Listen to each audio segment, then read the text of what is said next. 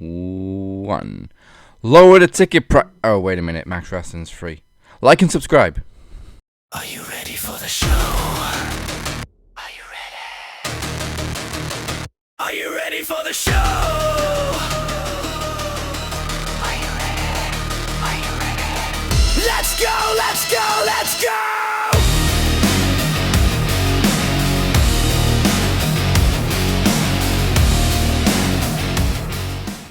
We are a week away from Mania Week, and the best idea they had to spice things up was Pat McAfee. Welcome to Max Wrestling. I am your television champion, the captain, along with the knowledge champion, Moses Marquez, along with the world champion, Beer, and, well, like I said, Mania Week is upon us. Is also, though, we got some stuff of our own coming up tonight. We predict this Sunday's AEW Dynasty featuring Jon Moxley versus Will Ospreay, MJF versus Kenny Omega for the World Championship, and a whole lot of matches on a goddamn Sunday night. I thought we told you already, TK. And we're also getting an important announcement from one of our amazing general managers about Promo Mania. And now we're going to jump in to Monday Night Raw. Yeah, well, I mean, let's go to SmackDown before we get to Raw, because obviously Pat McAfee was the big news. The big reveal of Randy Orton's counseling. I mean, you know what? We've always praised Pat McAfee. We like Pat McAfee, but this is shit. No, but you know damn well Randy Orton didn't call Pat McAfee. Stop it. Stop it right now. You don't even know who the fuck he is. He's all like, I'm going to call Pat McAfee. No, he didn't. Stop. That's why this is so outrageous, because it's just that it's outrageous. If this was, oh God, there's got to be some, who was like around in NXT that's on the main right now that, I'll call Pat McAfee. And you know what? No, pause. If Cody called Pat McAfee, that'd make a little more sense. But fucking Randy Orton, Randall Keith Orton. I swear to God, he Randy still Orton. thought he still plays for you still play for the Colts, right? He probably didn't see anything he's done on the main. Anything. Even the shit on the fucking main roster. You know what I mean? Anything in NXT, he'd probably like, how long you been retired from football? Dude, I was here last year as a commentator. No fucking way. The only thing they've got in common is a punt. Heyo. And Randy doesn't even do that much anymore. It's a super finisher now on 2K26. But in regards to Pat McAfee, I thought, I watched SmackDown the next day because I didn't stay up. Because I usually stay up for SmackDown. I put it on. As soon as Pat McAfee was revealed, I turned it straight off. I was like, what the fucking fuck? Wait. Before I watched SmackDown, you warned me it was a dog shit show. And honestly, the rest of the show was good. I enjoyed the rest of the show. That opening segment, though, sucked ass. And, you know, Pat McAfee was doing his best to be the heel and come up with some kind of reasoning to explain this, none of which made sense at all. In the crowd, it was the most deflated crowd because everyone expected maybe a Kevin Owens, maybe a The Rock. You could actually hear a woman fart in the crowd. You could hear someone going for a piss in the fucking bathroom. Crowd was stunned silent. Again, it's not like we don't love Pat. It's just that it makes no sense. Thank you. It just doesn't. It just doesn't. And it's, you know what? Is his dad still alive? I think so. I'm only saying it like that because I just know how old Bob Orton is. If Bob Orton showed up, Bob's alive, then I would have been like, let's bring your dad up. I mean, they Who's teased more it. scarier than your dad, right? Like, honestly.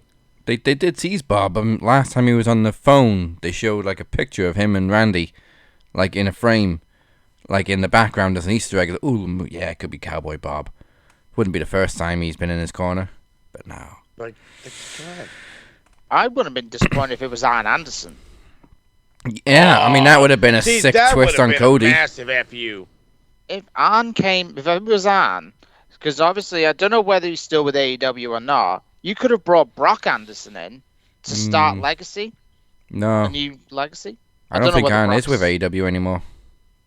Arn I is. thought he did sign with WWE. Oh, it's kid I was referring to. No.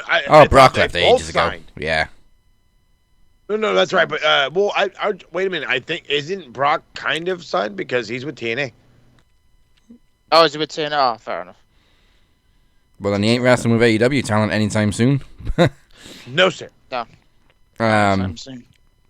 Apparently, TNA president, what's his name, Silva, is pulling everybody from interacting with anybody from any other company. So how dare you go out there and expose your name along with TNA, you bastards. we're no longer getting MJF and Nick Nemeth. Which actually started off as a great online beef. Yeah, but Leon and I can't remember the other match they pulled. Leon Slater and Ricochet. Leon Slater and Ricochet. Oh, I would have loved that match. So I don't know what's going on with TNA. For shame. Unless they're getting under the TKO umbrella as well, and TKO are like, nah, we're going to ruin wrestling for everybody. I hope that. I got a feeling, and I think we've been saying this pretty much over a decade now. I still think WWE is going to buy out TNA. I'm surprised they haven't done already, especially when they started working together. But of course, WWE don't work for themselves anymore. They do work for TKO, which is who we believe are pulling all these strings, and then, as CM Punk said, shoehorning Pat McAfee into these WrestleMania plans because, like, the story wasn't there already between Cody. Why do we need Pat McAfee? They already had plenty of history. Man. This has been a match that's been over 15 years in the makings, obviously, with Cody Rhodes being a part of the legacy with Ted DiBiase. Yeah. That it was there. The story is perfect. But now I couldn't give a shit about the match. Have it open night one. And I gotta throw more respect to Cody because obviously there's a big portion of the fans that are against him, and he still went out there and cut that. I guess it was kind of a shoot promo. He was definitely pissed. And they're still kind of booing him. Like, what more do you guys want from Cody? Okay. See, but here's the thing. Now, hopefully now it's been gotten. It's there. It's noticeable. It's being talked about at this point. I think it was last week or 2 weeks ago. I said this is exactly where we got with Cody in AEW. We gave him the Cena treatment that he's getting it now, and everyone's like, "Oh, we just got to do this. We just got no. There's nothing to do. This is where he is. You still want the booing. You still need the booing. You need him to be kind of over, mostly hated. Why? Because this is your new John Cena. It feels weird. It gives you the heebie-jeebies. I know. I remember how fucking sickening it was to see the Super Cena run. This is nowhere near that stature. Nowhere near. But this is the fucking aura of it. And it drove him away from AEW. No, it fucking didn't. He was a massive fucking star. He knew he could go to WWE and do his whole thing. And finally win a big good one. on him at the end of the day. I think we fucking ran that into the boat. But now is the opportunity for them to see him as we saw him. The guy that carried the company. The John, I cannot use a better terminology. The John Cena. Somebody's got to replace John. And it might just be Cody. It might just be Cody. And it's working out perfectly. Now watch him win and get the half and half. We're going to get the let's go Cody sucks. And then it's solidified. I do have a ballsy prediction about Cody winning, and that's the heel turn. Yeah. What if he goes more heel than Randy? Because they keep saying Cody can't go to that place. He can't be twisted or evil enough to beat Randy. And maybe the whole Pat McAfee thing is a red herring for us, and Cody's the one that's really going to go to the dark side. Yeah. Because, Randy's still getting cheered like fuck. I said it last week, you need to get rid of voices, and he's still walking down there, and the fans are singing it. I don't think there's anything evil Randy can possibly do where the fans are going to turn on him, especially in this feud. Because even with Pat McAfee at his side and the whole bullshittery of that, I think he's still getting cheered. You want to know how to get him cheered? I want to know how to get him booed. Oh, you want to know how to get? Oh, Randy, you want to know how to get? Yeah, Randy I wonder how you get Randy booed. Because nothing he's doing is working. We're 2 weeks away from Mania. About a week and a half, yeah. About a week and a half. Yes. So SmackDown is tomorrow. You know who comes on SmackDown tomorrow? Brandy Rhodes. You know who gets over like that in a heartbeat? Brandy Rhodes. Why? Because you let her cut her fucking, the bitch is here promo. Whatever the fuck. I don't give a shit. Just let her say bitch. You know Who the hell told you tonight was open mic night, bitch? I was thinking still lives in infamy. God. Oh, the promo with Jay Cargill. I have one What concern. was the one with Dan? What's his name? The MMA guy. Oh God. Oh my God. Daniel Cormier? No, Daniel the Cormier. coach. He was the coach, the guy that was like into NWA and brought old school quote unquote wrestling back to AEW and that Austin thing. Oh my God. When she got face to face with him and she was like, "Well, you're a black belt. Well, I'm a black bitch." Whoa. That was crazy. I'm trying to think. Dan Lambert. Dan Lambert, yes, he was pretty good for his purpose. I think his tenure in AEW was a little bit too short. So moving on to Raw, which was I don't want to say drastically because, like I said, I did enjoy SmackDown for the most part. But Raw didn't feel like so much of a chore this week as compared to previous weeks. I think Netflix saved all the breaks for like the end. Yeah, they were smart about that part. I caught half and half this time. So I caught about the first hour on Netflix, and then the rest I caught, and then I recaught it all up on the highlights. Yeah, no, it didn't feel like a dragging show. It didn't feel like every 20 minutes I'm getting a fucking 45-second advert. So, hey, good on you. My biggest complaint right now, apart from Pat McAfee, about WrestleMania comes to Finn Balor and Dominic Mysterio because I'm really into the feud and the match.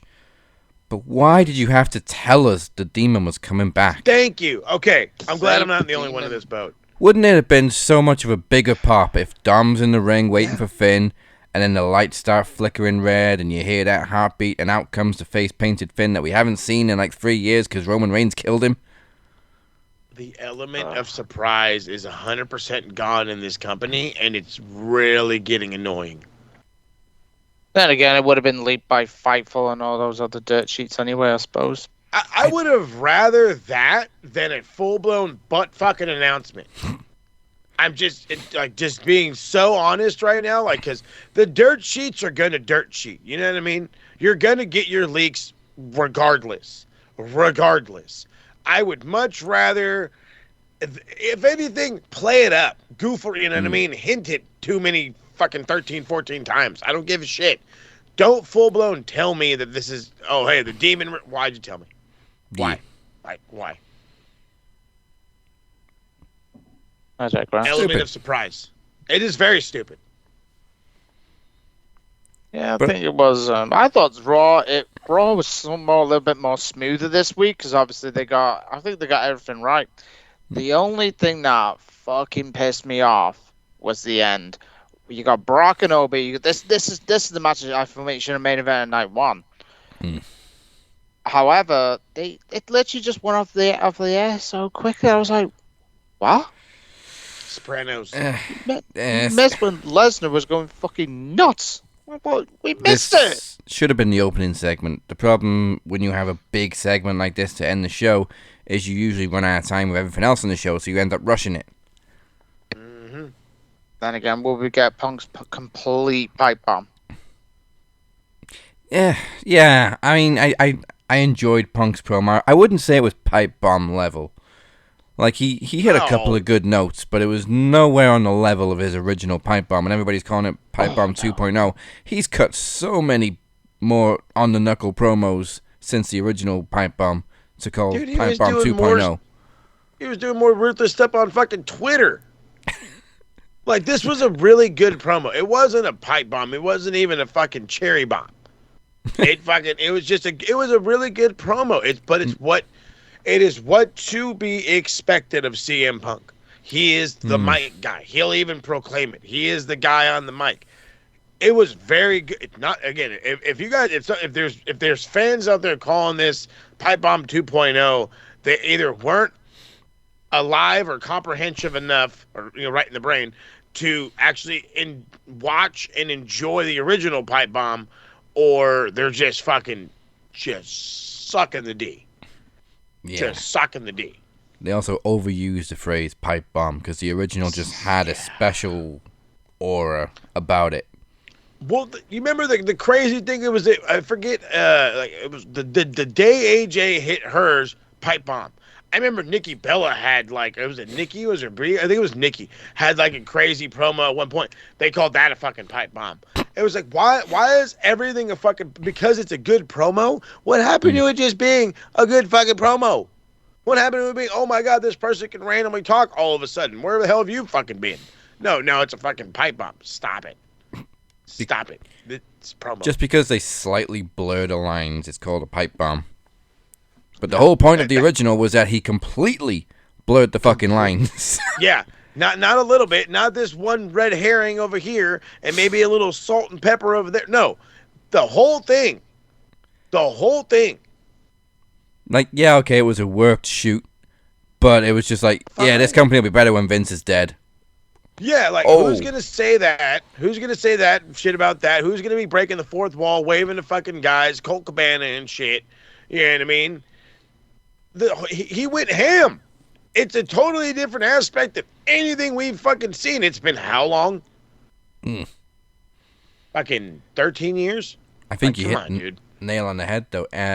It was considered a pipe bomb because it was Punk, but the fact is it was just a really fucking good promo, and that's what we're accustomed to from Punk. If anybody else had gone out there and cut a promo like that, then yeah, make headlines, but that's just Punk. That's just Punk. That's just his level of promo. He was like this in Ring of Honor. Even without a microphone. Exactly. That's what that was the whole gimmick. The post-match scrummer All Out, when he literally shoot the living piss out of Adam Page and Colt Cabana. I think that was the closest thing we've come to the original pipe bomb. That part. Yeah, that press conference. Oh, God, I remember I'm old, I'm tired, and I work with fucking children. I was like, oh shit. Meanwhile, in trouble. TK is sat right next to him, sipping on his coffee. Next to him, like, I'm just gonna, I have no control over here. I was like, are you gonna intervene or? Can you imagine if somebody had been in a press conference, sat next to Vince, saying shit like that? Oh, dude, Vince is crazy enough. He'll turn around and strangle the guy. He'll give him one of these, like, hey, cover the mic. Hey, what are you doing there, kid? And then the next one is just full-blown fucking, you son of a bitch. Vince McMahon at 70-odd years old actually got in the middle of Brock Lesnar and nearly having a fight with Chris Jericho, by the way. Vince is a crazy bastard. That's what I'll praise Vince on. He was one crazy motherfucker. To be fair, he probably knew Brock loves him. Oh, yeah. So speaking of Brock, let's get into that. Brock and Obafemi did close the show. It was abruptly cut because they run out of time or whatever. But at the same time, we've had this before, and sometimes it's a plot device where they'll cut a segment right at the end, and it's designed as a cliffhanger to make you come back for more. But also, I don't know how you run out of time when you're on Netflix. You're on a streaming site. You're not constricted to a schedule. So maybe it was deliberate. I don't know. I have heard rumblings of there are specific time slots that even Netflix holds available, and I'm like, for what? Yeah, like, you can literally pick and choose what you watch.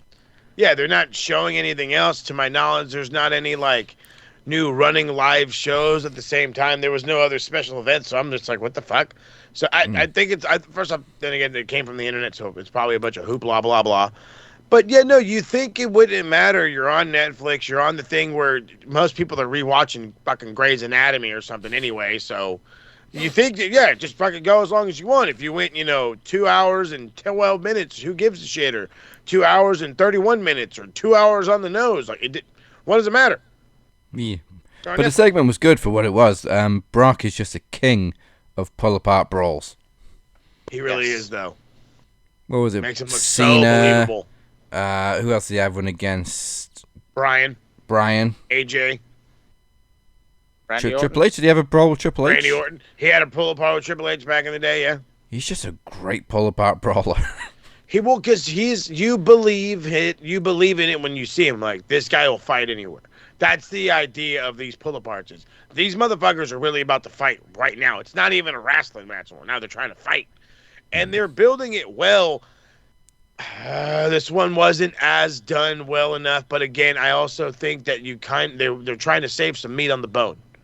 If you have this fucking pull-apart to that fucking degree each and every week, it's gonna start to get like, okay, here comes the pull apart, and it's like, no, like they had this was a little bit more methodical. You know what I mean? Yeah, that's the word I'm looking for, methodical. It just builds the anticipation. I'm hoping that they have there's gonna be one more interaction. Hopefully it goes well, and then they'll have their match. Their match should be like an ultimate slugfest. It's building. It's on the right path. I was gonna say it's doing fine. No, it's on the right path. It's good. I want to keep seeing it. I'm in the boat with y'all. I want it to main event. I don't give a shit what title may come in front of it. Fuck that shit. Main event it.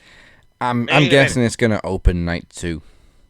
Don't do that. In regards, if we can mention again about Brock Lesnar, I remember the best one is when he had that pull apart with the Undertaker. Oh yeah. And R-Truth made him Old break man character Taker. as well. Mm-hmm.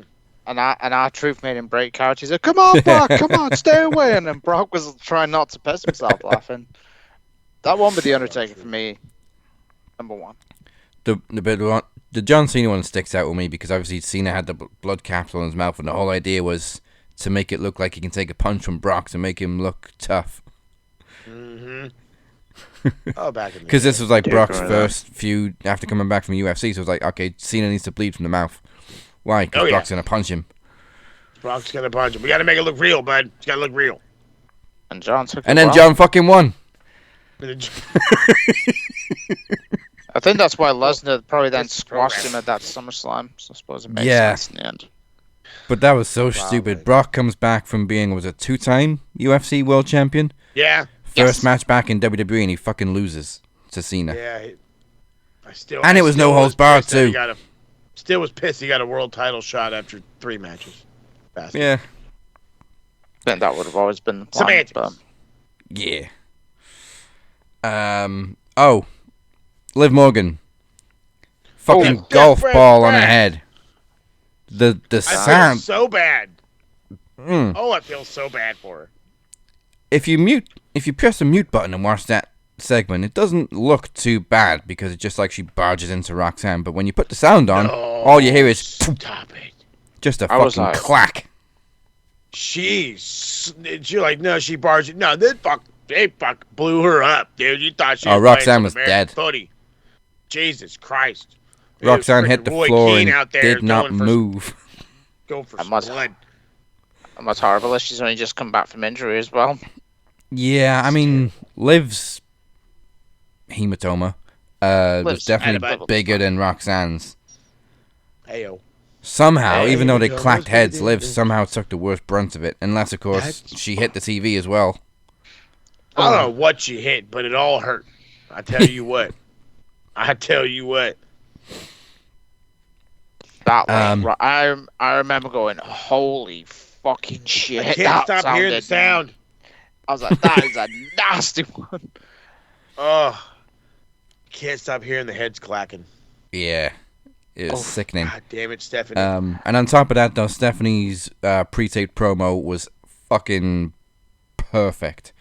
After watching that promo, I'm like, she can't lose. No.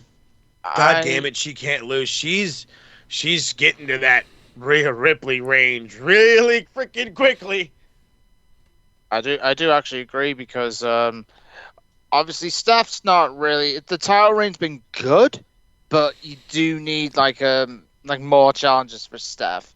But I just want to see the Liv Morgan fangirls all in fucking crime meltdown mode. That's all I want to see. But however, fair play to Liv, she took that like a fucking champ. You know, if we can say anything positive about Liv Morgan, it's that she can take bumps. She's a solid worker. She's got the worst laugh since Sasha Banks. Seriously. Which also tells us she's a great heel. But she works her fucking ass off. To put it lightly, she works her fucking ass off. Admittedly, she probably does deserve to win a title at WrestleMania, which is something she's never done. But I don't think Stephanie deserves to lose it yet, and she just completely sold me on that promo in half English, half Spanish, and she just fired some awesome shots. She's so fucking good. That's the main event. Actually, no, that's night. Yeah. Oh no, Stefan lives night one, isn't it? Let me pull up because they announced it the other day. I know Oba and Brock and Punk and Roman are on night 2. Yeah.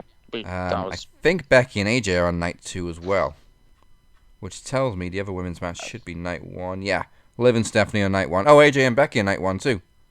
That's the main event. Yeah. Stephanie and Liv's got a way better story. Cody and Randy, no, I don't care about it. Open the show. And then I next to Nancy now, don't I?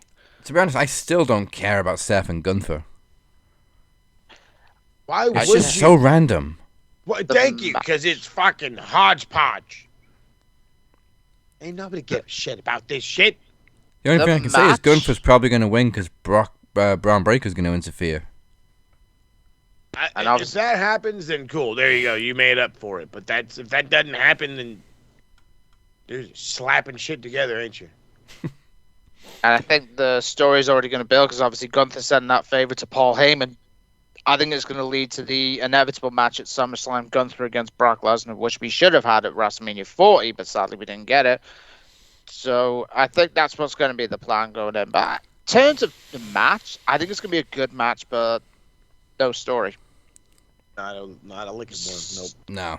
It was so rushed. Too last minute. But of course, they weren't sure whether Braun was going to be cleared in time. Speaking of cleared in time, Io Sky's WrestleMania spot is in the hands of Nikki Bella.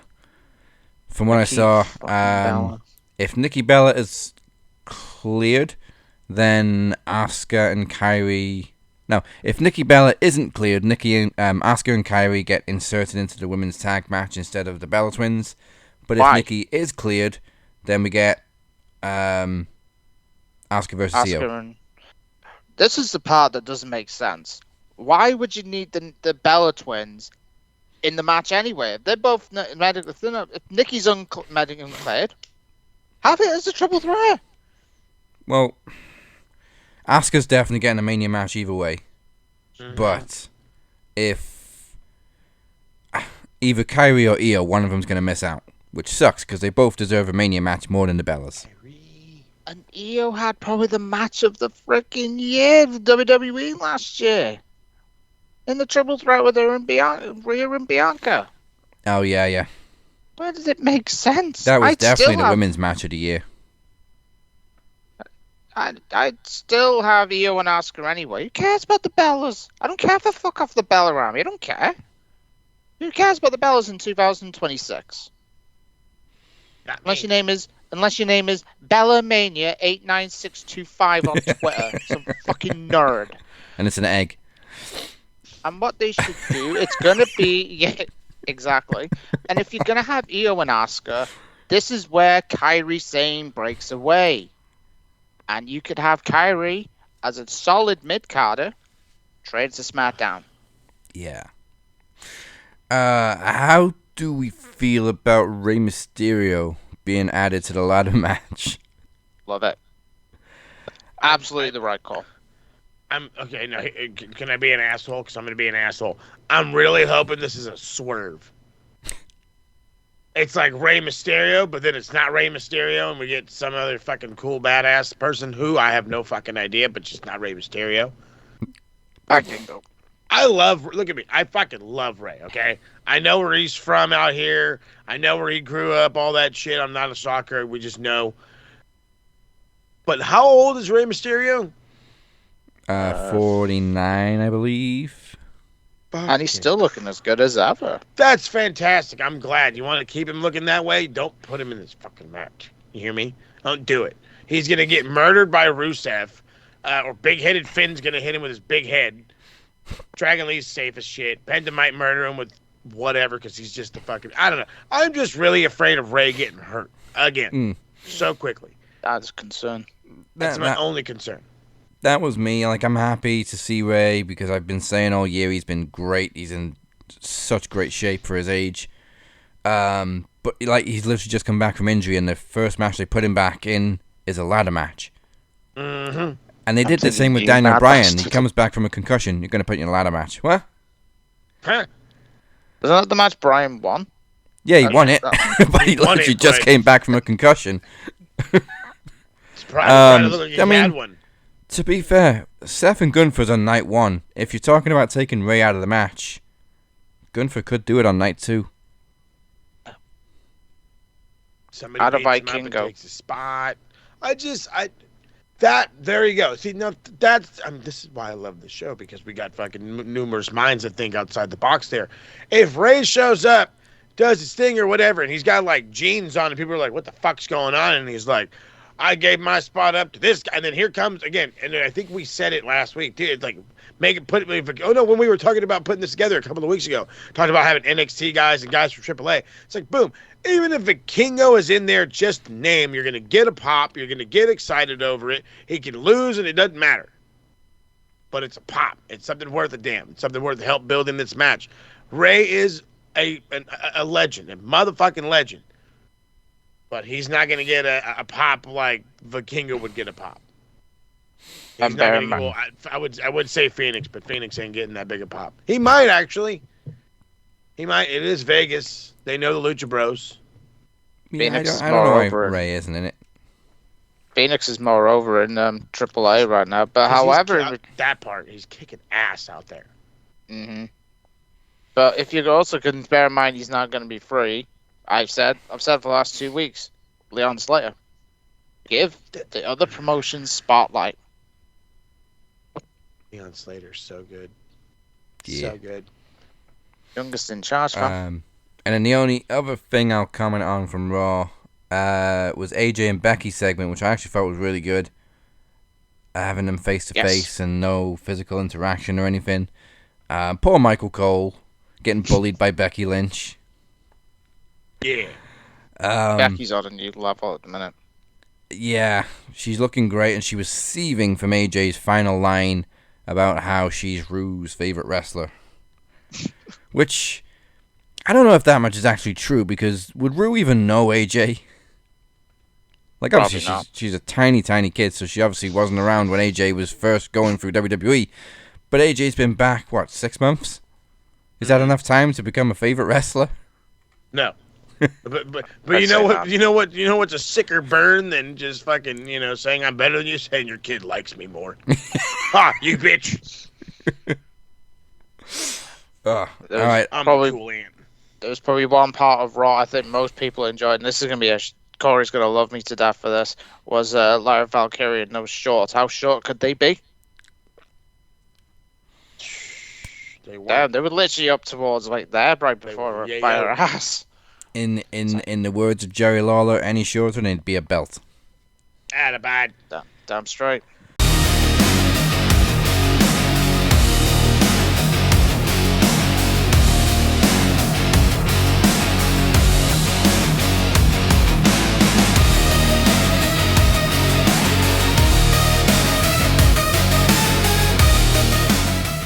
This is the voice of Killer Cross, and right about now, we're about to take it to the max. Ladies and gentlemen, welcome to the Madhouse. Alright, so we'll obviously get into WrestleMania in depth next week at Promomania for our predictions, so that's a nice little quick preview for you. Still to come, Beer recaps Stand and Deliver, and maybe he can explain the purpose of Sexy Red. Yeah, please. But this week's Max Energy is Black Energy, just like my soul when I watched Pat McAfee. Ayo! For now, tried that. Let's find out. It's a right touch. Ooh. That's a little bit like Red Bull with black licorice. Like blackjack. Yeah. But anyway, it is now time to hop in our wrestling DeLoreans for this week in wrestling history.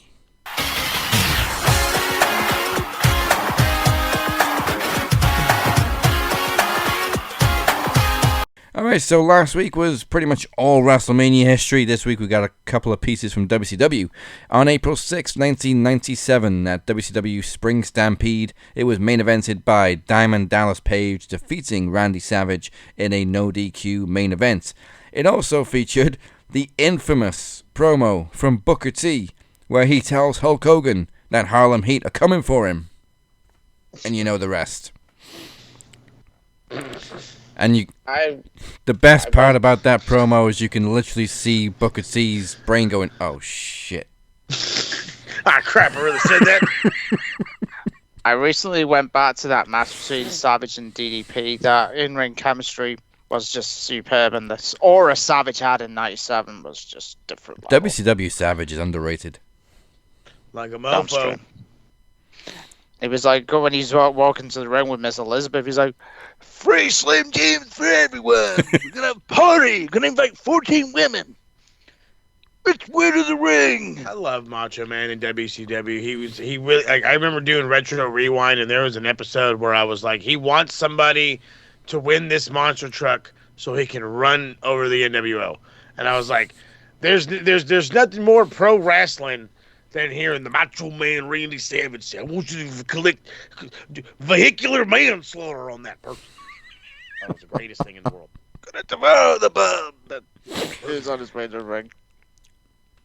Oh, sorry. Good times. April 8th, 1990, WrestleMania 6 took place from Toronto with the legendary main event between the Ultimate Warrior and Hulk Hogan, where the Warrior became the first and shockingly only person to win the WWE Championship while still holding the Intercontinental Championship. Shawn Michaels came close, but he relinquished the IC title before winning the big one. And nobody else has done it since. Plenty of people have gone the opposite way, where they've had the WWE title and won the mid-card title. NXT have kind of done it, where they've had the North American title and won the NXT title, but nobody's ever done it with the big one in WWE since the Warrior. Bring that I think thing back. Keith Lee was the last one to do it in NXT. Yeah. Sure was. And Stephanie Vecchia last year, when she beat Julia to have both belts. So somebody needs to do it again in WWE. Maybe Sami Zayn. There you go. That would be a move. Hashtag put Mello in the match. Oh, he's going to get inserted into the match. He's got to be. I think so. But damn, hope so. And then finally, April 11th, 1999, in one of WCW's last well-received pay-per-views before their slow death the following year. Again, at Spring Stampede, just listen to this card. We had Juventud Guerrera defeating Blitzkrieg, Conan defeating that bum, Disco Inferno, Rey Mysterio Jr. Defended the Cruiserweight Championship against Billy Kidman. Benoit and Dean Malenko defeated Arn Anderson and Raven. Scott Steiner defeated Booker T for the vacant United States Championship. Goldberg defeated Kevin Nash. And history in the main event as Diamond Dallas Page won his first World Championship at 42 years old in a Four Corners match, defeating Sting, Hollywood Hogan, and the champion Ric Flair. Oh my God. 99 wasn't the worst, but it was pretty bad. I mean, that was a solid main event, though. Hell, that's a solid overall show in itself. That's the unmasked Rey Mysterio running around looking a weirdo in his camo, non-sensory, real circa 1999 hip-hop era. You know, you had Benoit, who was on his, you know, the breakout of him, the getting better of him is like for a little bit, like a year or so after the whole Miss Elizabeth non-sensory. Wasn't he in the Horseman at this point? Yeah. Yeah, he was a Horseman at this point. The Horsemen were like were a total thing. This is when fucking Ric Flair went from telling Hulk Hogan each and every week, "I'm gonna wrestle your ass," to just yelling at everybody, and I fucking mean everybody, to the point where he even had, what was it, David Flair come out in like a singlet. God. and told me he's all mean. Woo, Gene. I still wish. I envied that kid when I was a kid. I tell you what. I need to go back to old WCW. My thing with favorite with them. I might just watch this show. I'm just Nothing. There was a reason why I did Retro Rewind, and it was strictly because of the crazy nostalgia weirdness of WCW. Till it sadly died. I remember Benoit and Kevin Sullivan. Oh my god, that feud was incredible. And over Nancy, you know, obviously God rest Nancy's soul. Kevin Sullivan as well. Obviously Benoit, we obviously might have to. Yeah, and that feud, the feud with them two, I thought was just fucking incredible. Incredible, awesome chemistry, and then even Dusty Rhodes. They're wrestling in the women's bathroom. It's great. That was actually quite good, Dusty. You know, we love Dusty. Love Dusty. And that bomb Disco Inferno. Hey. Who I love. Forgot to say, actually, I love the fact that Cody Rhodes took a shot at him on SmackDown. He's not doing nothing but fucking hanging out on a fucking podcast and hanging out around the strip clubs, and he's all that bum Disco Inferno. It's like, dude, what did I do? Cody fucking hates Disco Inferno ever since that Twitter exchange years ago. Oh, God. It's so good. This is such good shit. Let's go, let's go, let's go!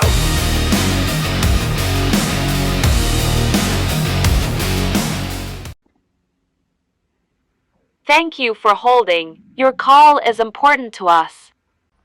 Acknowledge me. Are you ready for the show? Word house. Are you ready? Are you ready for the show? Are you ready? Are you ready? Let's go, let's go, let's go! Oh!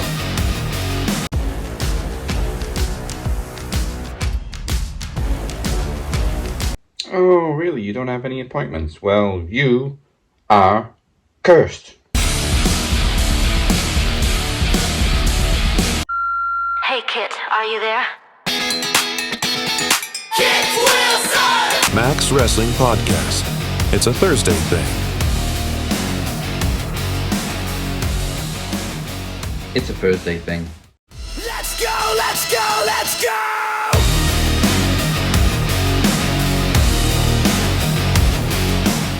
Welcome back to Max Wrestling. I am your captain along with El Jefe and Beer. Speak their names and they appear.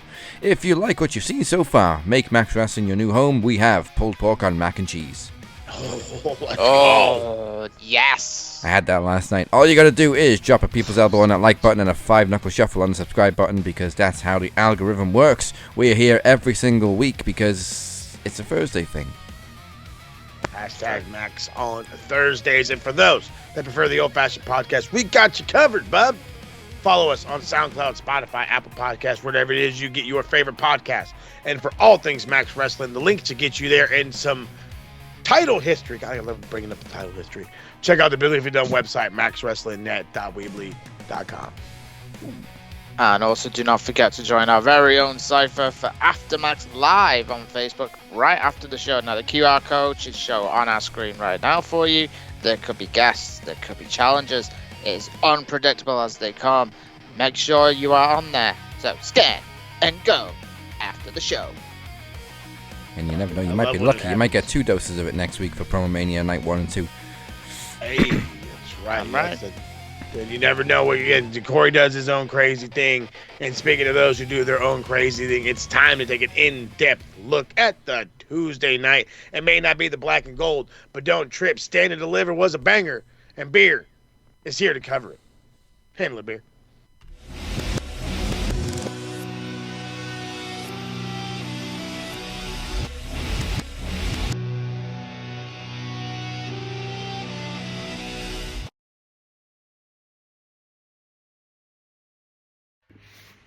Right, okay, let's get into the Stand and Deliver review. Thank you, Moses, again for your impeccable, perfect introduction, as always. So, over the weekend, Stand and Deliver, which is NXT's biggest premium live event of the year, it was moved 2 weeks early, thank goodness, because I don't want to be all wrestled out going into WrestleMania, because WrestleMania, obviously, is always a long week. So, pre-show, Hank and Tank, Shiloh Hill, EK Prosper, and Ren Sinclair defeated the Birthright. Like I said, I didn't even watch that match because I had never cared about the pre-show. So we opened up with a triple threat match between Jacy Jayne defending her NXT Women's Championship against Kendall Gray and Lola Vice. We crowned a new champion. Lola Vice won the match.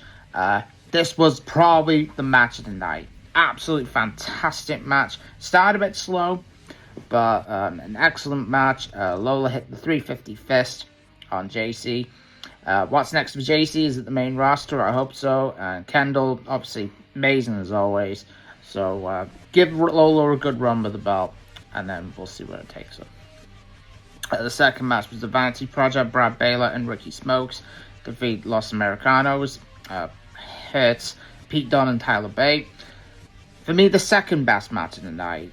Absolute show-stealing tag team match. It's good to see that tag team wrestling exists in NXT right now. Vanity Project do retain. I see a massive future for these two. Even the ones who don't watch NXT, they are praising the Vanity Project. So I'm really, even though technically Swipe Right, but Vanity Project, now they're going to be working with Blake Monroe as well, so that's going to be very interesting. Now this is the debate. This is the one that's a bit controversial for me.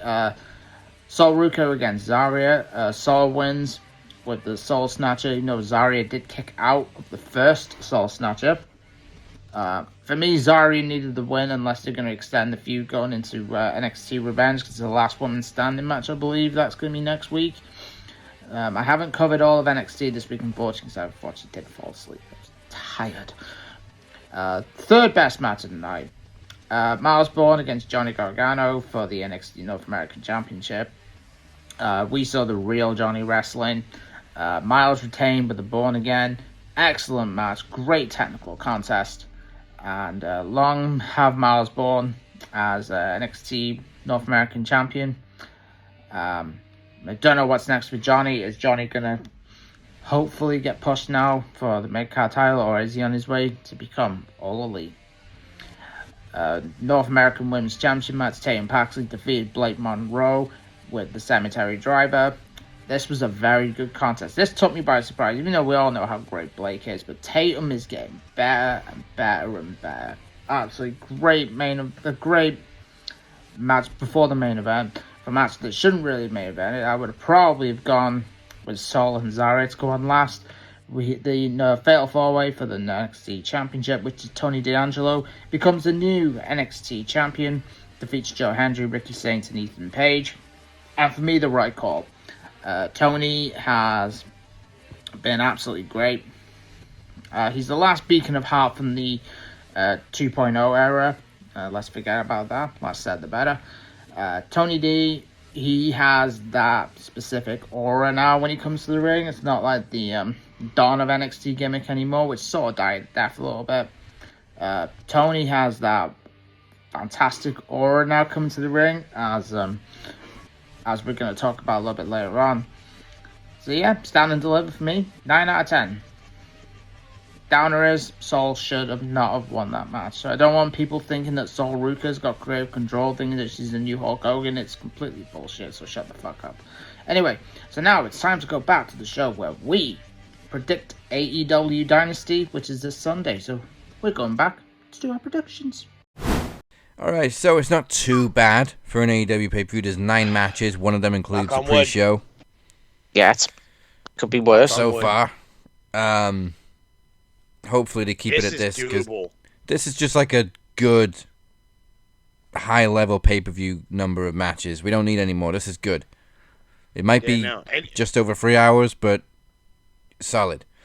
However, I am a little bit pissed that you've put Alex Windsor and Marina Shafir on the pre-show. Alex Windsor! That is a ridiculous decision. Yeah.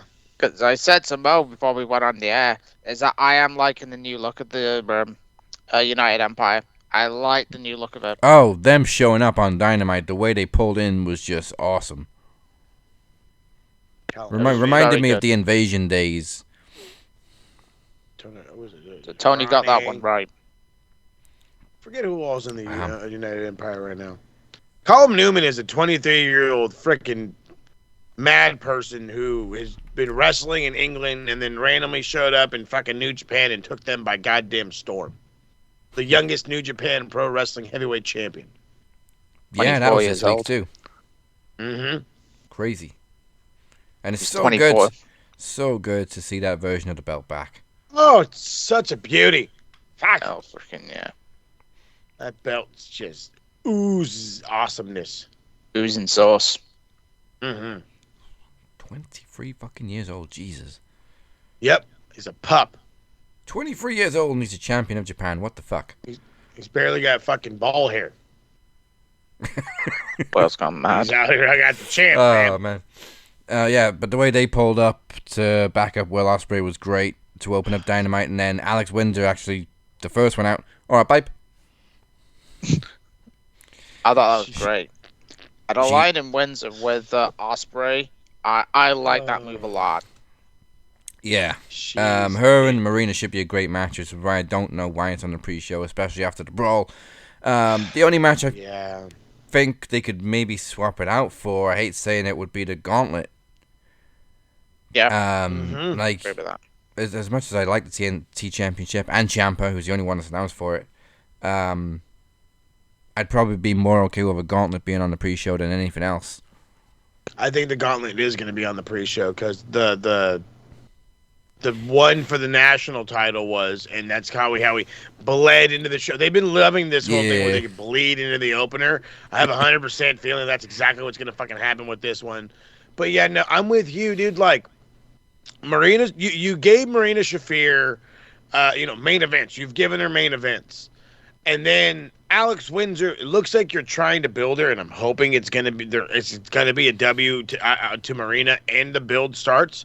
Just do it on the fucking big show. I promise you, do it on the big show.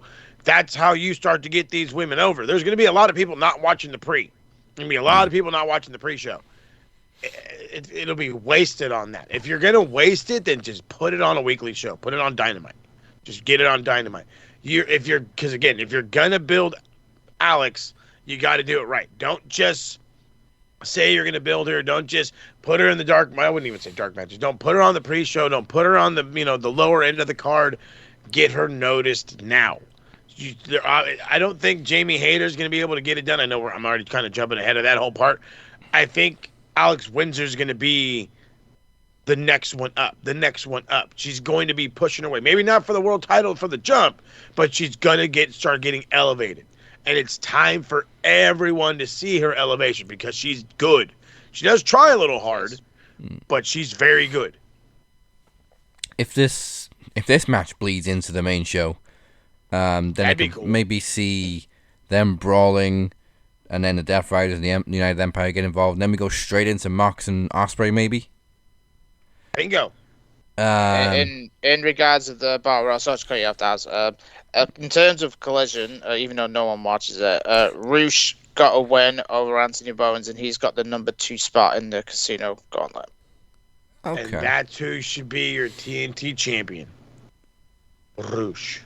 Love it. I would be very happy with that. All right. Well, let's go with the pre-show for now. Alex Windsor versus Marina.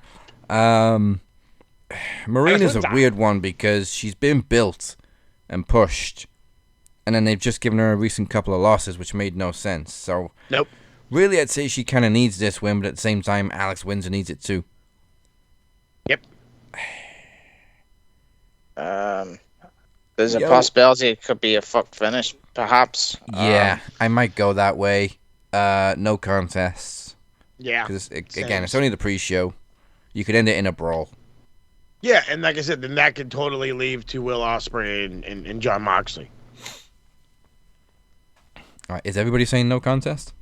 I'm in that boat. I don't, because I'm with you. Because here's the reality: you give it to Alex, and then you're shuffling to figure out where do we go with Marina. What can we get her? How can we get her back in the mix? And then on top of that, does that mean that you have to cost Alex Windsor a match or two just to help get them on the parlay together? It's like, no.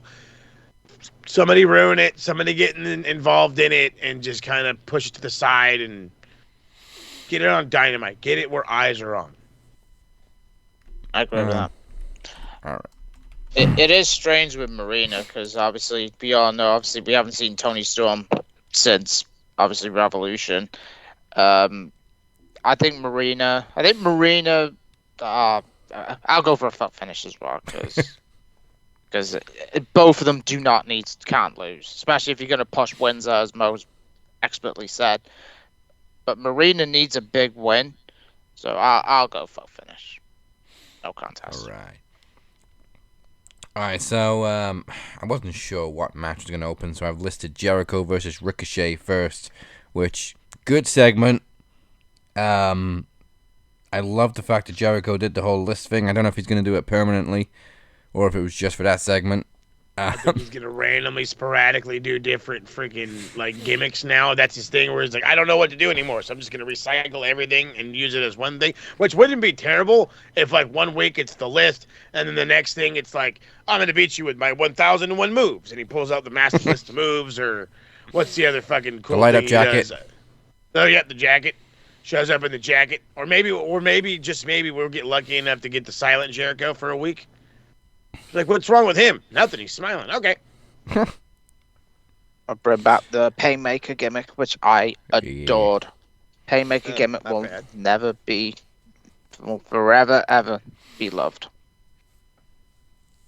For the match, Jericho's probably going to get the win. It's his first match in, God, what is it, 9 months, if not longer? Longer.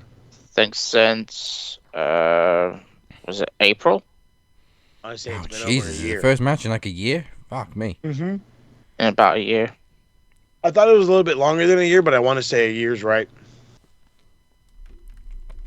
But yeah, no, it'll be Jericho. Good little return for him. Yeah, I'll go Jericho. Jericho can't lose his first match back. It would make no sense. And hopefully this will be the start, of you can build a match that we want to see, Jericho and Swerve Strickland. Ooh. Oh, that'd be great. Ricochet is a good first opponent too. Yep. I think Ricochet will sell very well for him. So I'll definitely go with Jericho. Before we go further, you really are bald. I laughed so hard at that. Yeah, I just gone past that part. My only concern is with the pay-per-view. Obviously, we've only got these matches so far. Are some matches going to go about 40 to 45 minutes? I'm thinking, God, I hope Tony. not. I don't see Jericho and Ricochet going that long. 20 max. Fekka and Jamie probably won't either. Nah. Darby will probably kill himself before he goes 40 minutes. Heard that. I think we're pretty safe. I think we had a couple 30 minutes, but I don't know about any 40s. Main event might go over 45. It's if you really wanted to build MJF as something bigger than he is, I would. But Casino Gauntlet, so what do you say we got so far? Ciampa, Roosh, anybody else? Nope.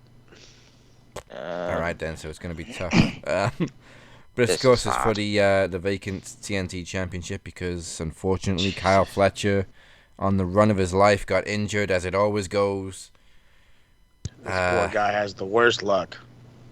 It's a tale of the time though. You're on the biggest run of your career and boom, injury. And you got to drop a title. Injury. God damn, does that fucking suck the butt. Like, we said Roosh was the number 2 guy who's going to be in there. And I love Ciampa. I think it looks like all signs are pointing to Ciampa, but if I could just be the one-time red herring. I talked about trying to use Roosh and Dralistico in the tag division. I think you still could. But Roosh deserves something, and maybe it's this TNT title. Maybe we can get the ball rolling with him. You have to understand how big of a badass he is and really understand that he could push the fuck out of this card and company. So, yeah, I'm going to go fucking curveball. I'm going to go Roosh. I wouldn't be surprised if someone from the Don Callis family won it just to keep it in the family, but, geez, who we got? Because there's so many fucking members. Trent, Lance Archer, Josh Alexander. Josh Alexander wouldn't be a bad shout. He's out. I don't know. Oh, fuck's sake. Wardlow, is he injured still? Yep. Yes. Oh, no, he's still filming American Gladiator. Oh, yeah, Jake Doyle's injured. Yep. Okada and Takeshi's already wrestling the Bucks. So who's that leave? Hichisaro and Rocky Romero? Mm-hmm. About it, bud. Oh, Mark Davis. Oh, I wouldn't mind them putting the belt on Davies. Just finally give him I something. thought about Andrade. I was like, maybe Andrade could be the TNT champ, but they're really pushing him towards the world title. And I don't want to de-escalate that or reroute it. You know what I mean? I think that's the best thing for Andrade is the world title. I don't think he needs mid-cards. I think you just push him towards the stars. It's weird that the stipulation in that match is if Darby wins, he gets a shot, but there's nothing for Andrade. Isn't that crazy? Why is it not just a number one contenders match? That way. Andrade's on the run of his life at the minute. Except that. Well, I think I could have sworn it. Didn't it? Darby has a number one contender spot, and it's on the line. Winner takes it. I don't know. It just says if Allen wins, he will get a future world championship match. Oh, that's fucking gay. I didn't know what analogy to use. Sorry. As far as the gauntlet goes, I might go safe with Ciampa because he didn't have a proper run the first time. It was just hey, surprise, we got Ciampa, and hey, surprise, he's TNT champion, and hey, he's lost it. Oh. 13 days. I was pissed about that. Not even 2 weeks. So I'll go safe with Ciampa. No, I still like my curveball. I still want to push people that aren't constantly being pushed. Give me Roosh. All right. Are you going one of the two announced or a TBA? But I don't know whether he's actually returning very soon. He is a part of the Don Callis family. I'm going to go with a very big surprise. I'm going to go Brian Cage. Yeah, I was looking at him on the list too, and like, is he injured? Cage He's meant to be back very soon, apparently. But I'm going to go Brian Cage. I like Brian Cage. He's the fucking man. Fucking beast. Wolverine. Right. I gotta say, I'm enjoying these promos. So, FTR versus Cope and Cage for the tag team titles. I know a lot of people are like, why are Cope and Cage? They're like old men going for tag team titles. Yeah, okay, it's nostalgia, it's Edge and Christian. But their promos have been good. And I saw today, it was pointed out, it's been 25 years since they've won tag team titles together. That's true. Oh, well. Crazy that it's been that long. But of course, we've got to take into account Edge got injured for like 9 years. Mm-hmm. Cage dropped a great line about banging double whammy. He's all, I'm going to bang your mom, and then I'm going to call your mom, and I'm like, fucking hell, mate. Christian Cage like, when I is call just your mom, I'm going unhinged. to call her as one half of the tag team champions. I'm like, that's... You know what kind of insult just to fucking, just, you know what I mean, salt right in the wound? Not only am I banging your ma, but I won your belt, and I'm going to like, this is what I call her after I won your belt. I'm like, hey, wait, bang. Like, what kind of fuck? You're just an asshole. Which is why that's perfect. That's fucking Marquis, asshole. Somebody needs to come and get Christian, because he's out of control. He's fucking, he's the man. Leave my dad alone. Oh, the chance for not my dad. Oh, God, I popped so hard. They're like, not my dad. Not my dad. He sold the shit out of that arm. This is the match I'm dreading. It's going to go about 45 minutes, even though it doesn't need to go that long. I don't think Cope can go that long. No disrespect to him. No. Christian Cage definitely can't. Because Christian, we all know, is still in incredible shape for his age. Should they save the moment for Edge and Christian to win it all out when it's in Canada? Or is this in Canada? This is in Canada, yeah. It's in Vancouver. Also in Canada. Oh, I'll go Cope and Christian. FTR's really done nothing with the titles. Yeah, it's been a kind of run. It has been, but it hasn't been. I mean, the only feud they've had with it really is the Young Bucks. Yep. So that's what I'm saying. As much as we think it hasn't been. Which is exactly why I'm saying this is where Edge and Christian say thank you. They leave their boots in the ring scenario. I've been saying for weeks that this is where Cope and Cage retire. These guys' contract is coming towards the end. They really don't have much to offer. Cope can't fucking stay healthy. Cage is fucking excellent on the mic, but I really don't need to see him wrestle much or ever really. You know what I mean? He's could be a fucking fantastic manager for somebody. And right now, having a fucking badass heel tag team, as much as I hated it last pay-per-view, I understand it now, or at least I'm understanding it. And you can turn around and build somebody to take them down. The Jet Speeds of the world, or whomever else you can come up with. Or maybe it is a Proto-Kata when fucking, Kyle Fletcher comes out. The point of the matter is you need that bad guy team to knock off. And whether that knockoff happens at Double or Nothing, or whether it happens in Wembley, I think this is the better move. So for me, I'm sticking with FTR just retaining. And then preferably Cope and Christian retire, but we'll see how that goes. But more Christian Cage, the better. No disagreement, but I'm gonna go with same as Beer. I think FTR have had a decent run. They've had him since November, so it's not like it's been a short reign. It's in Canada, so it's home turf for Cope and Cage. Because I think it's going to lead. I think it's going to lead to Cope and Christian to face the Young Bucks all in, and finally have the match. Or do we get our triangle match? Ooh, maybe.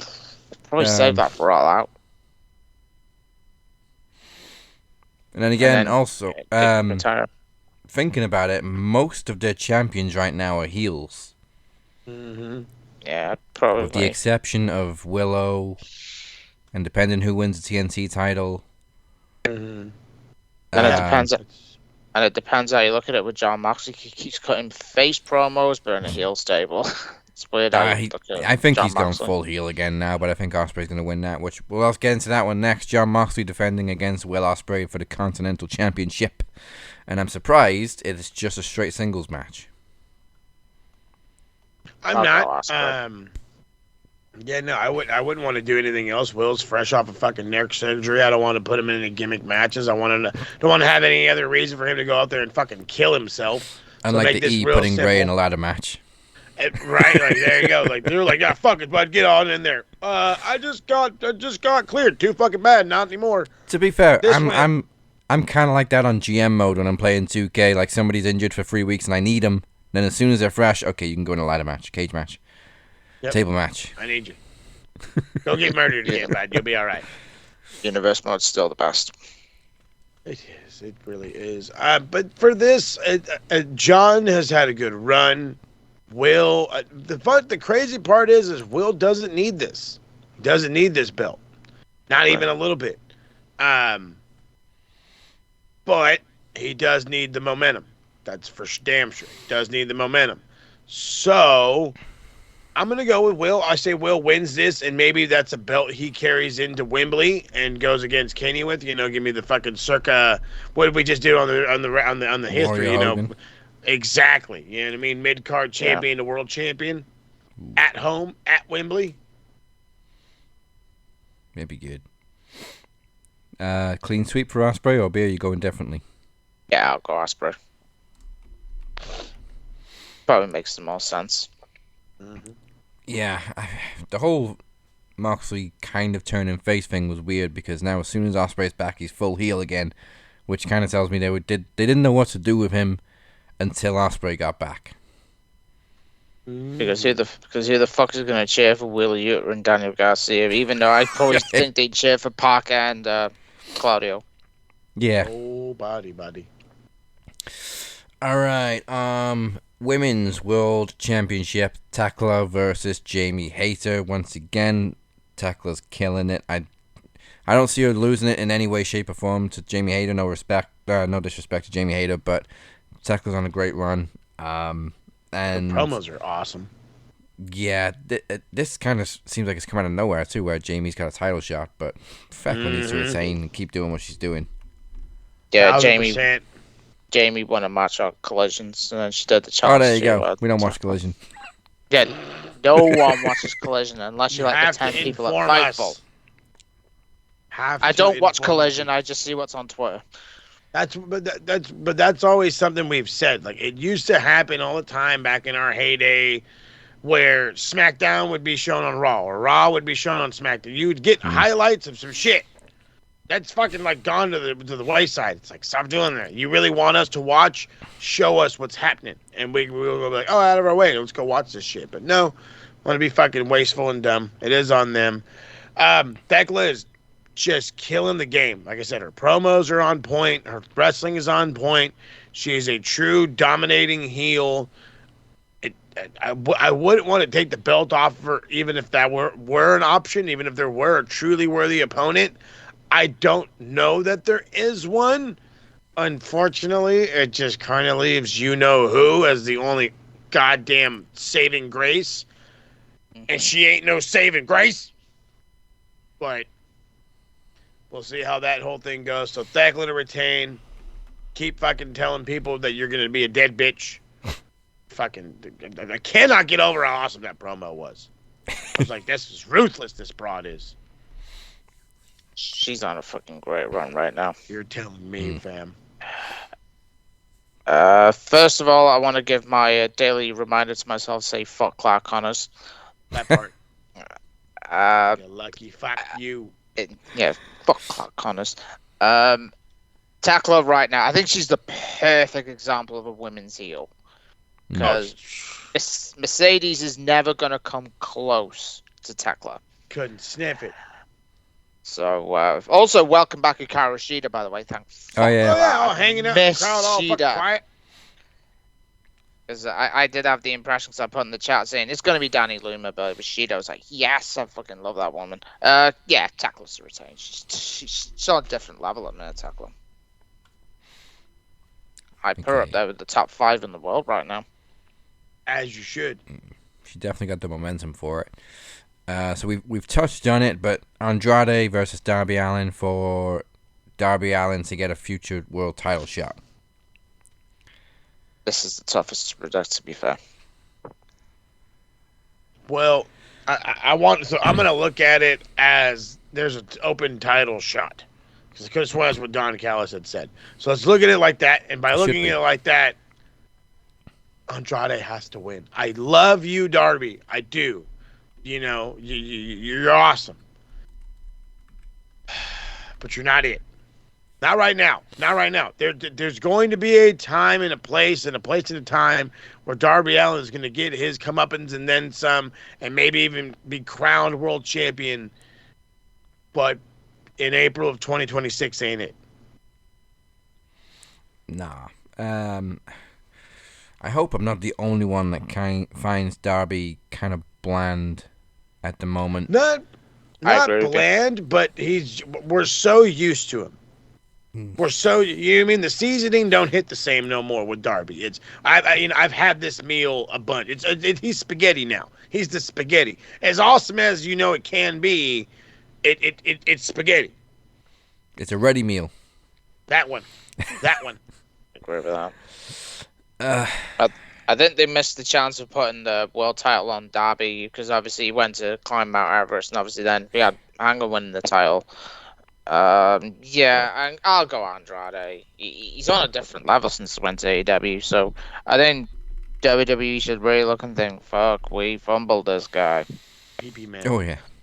And please tell me which gal is he going to have a fucking selfie with on Sunday. Depends who's got the most followers. That one. Who's got the bigger tits. I'm inclined to go Andrade as well, and if Andrade does end up getting a title shot, then depending on how the main event goes, it'll probably be against Kenny, and then I can probably see MJF feuding with Darby anyway, because Darby just seems to hate MJF's guts. Yep. And aren't they paying to have him beat up? Yeah. Didn't MJF pay Don Callis to beat up Darby Allin? So the feud's like, already you built. Guys can't do nothing. They can still feud without the title. They don't really need it. And then no. I don't know if Darby is ever going to win a world title, but they keep teasing it.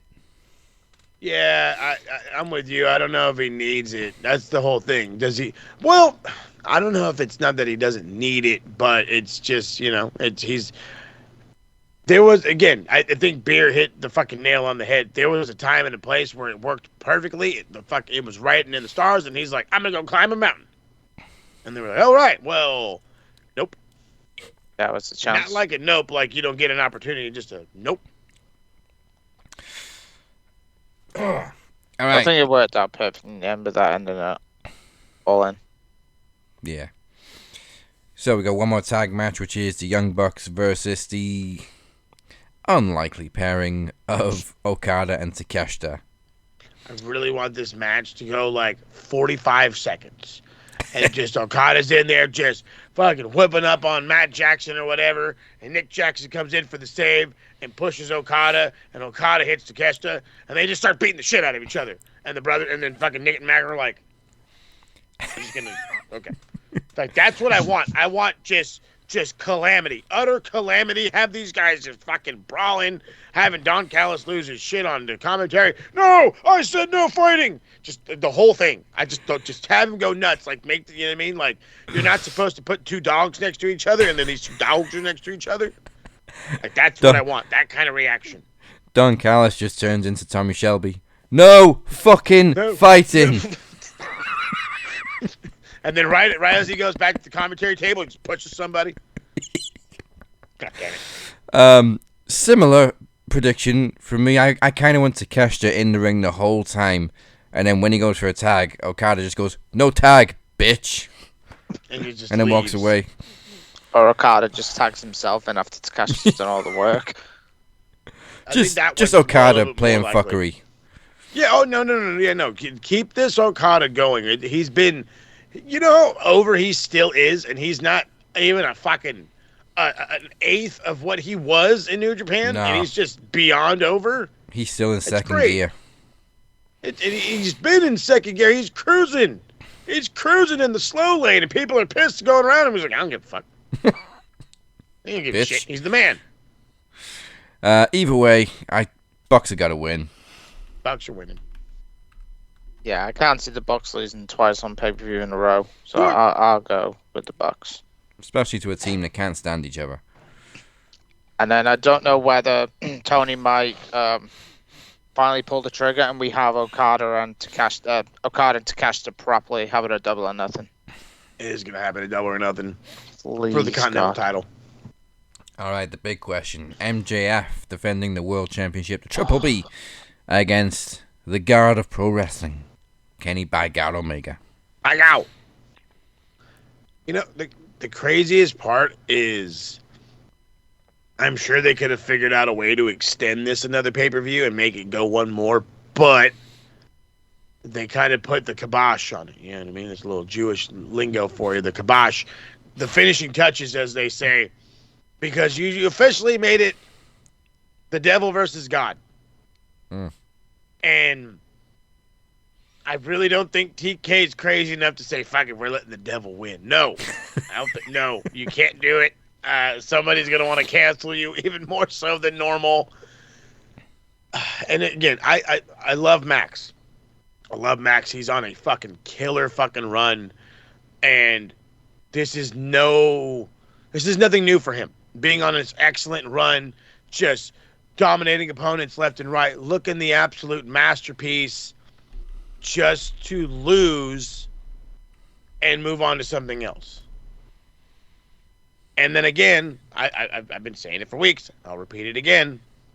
The dream match at All Out at Wembley is one of the same dream matches that sold out Tokyo Domes and Carnegie Hall and wherever else you could fucking sell out in fucking Japan.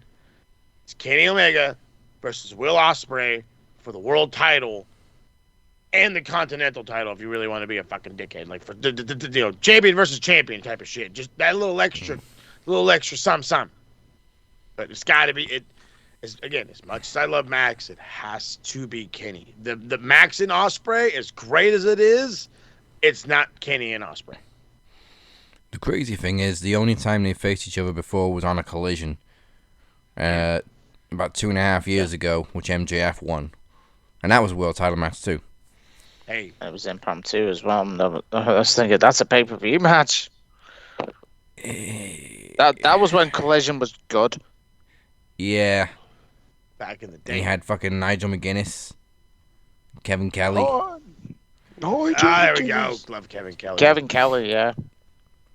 I'm gonna go Kenny. I know they keep playing up the whole diverticulitis maybe back and everything. But I think what really sold me was Kenny's promo last night. And showing that he's a step ahead of MJF, like faking the handshake. MJF ignores it, pretends to walk away, goes to attack him. Kenny sees it coming, drops him with a knee, and then steals the ring.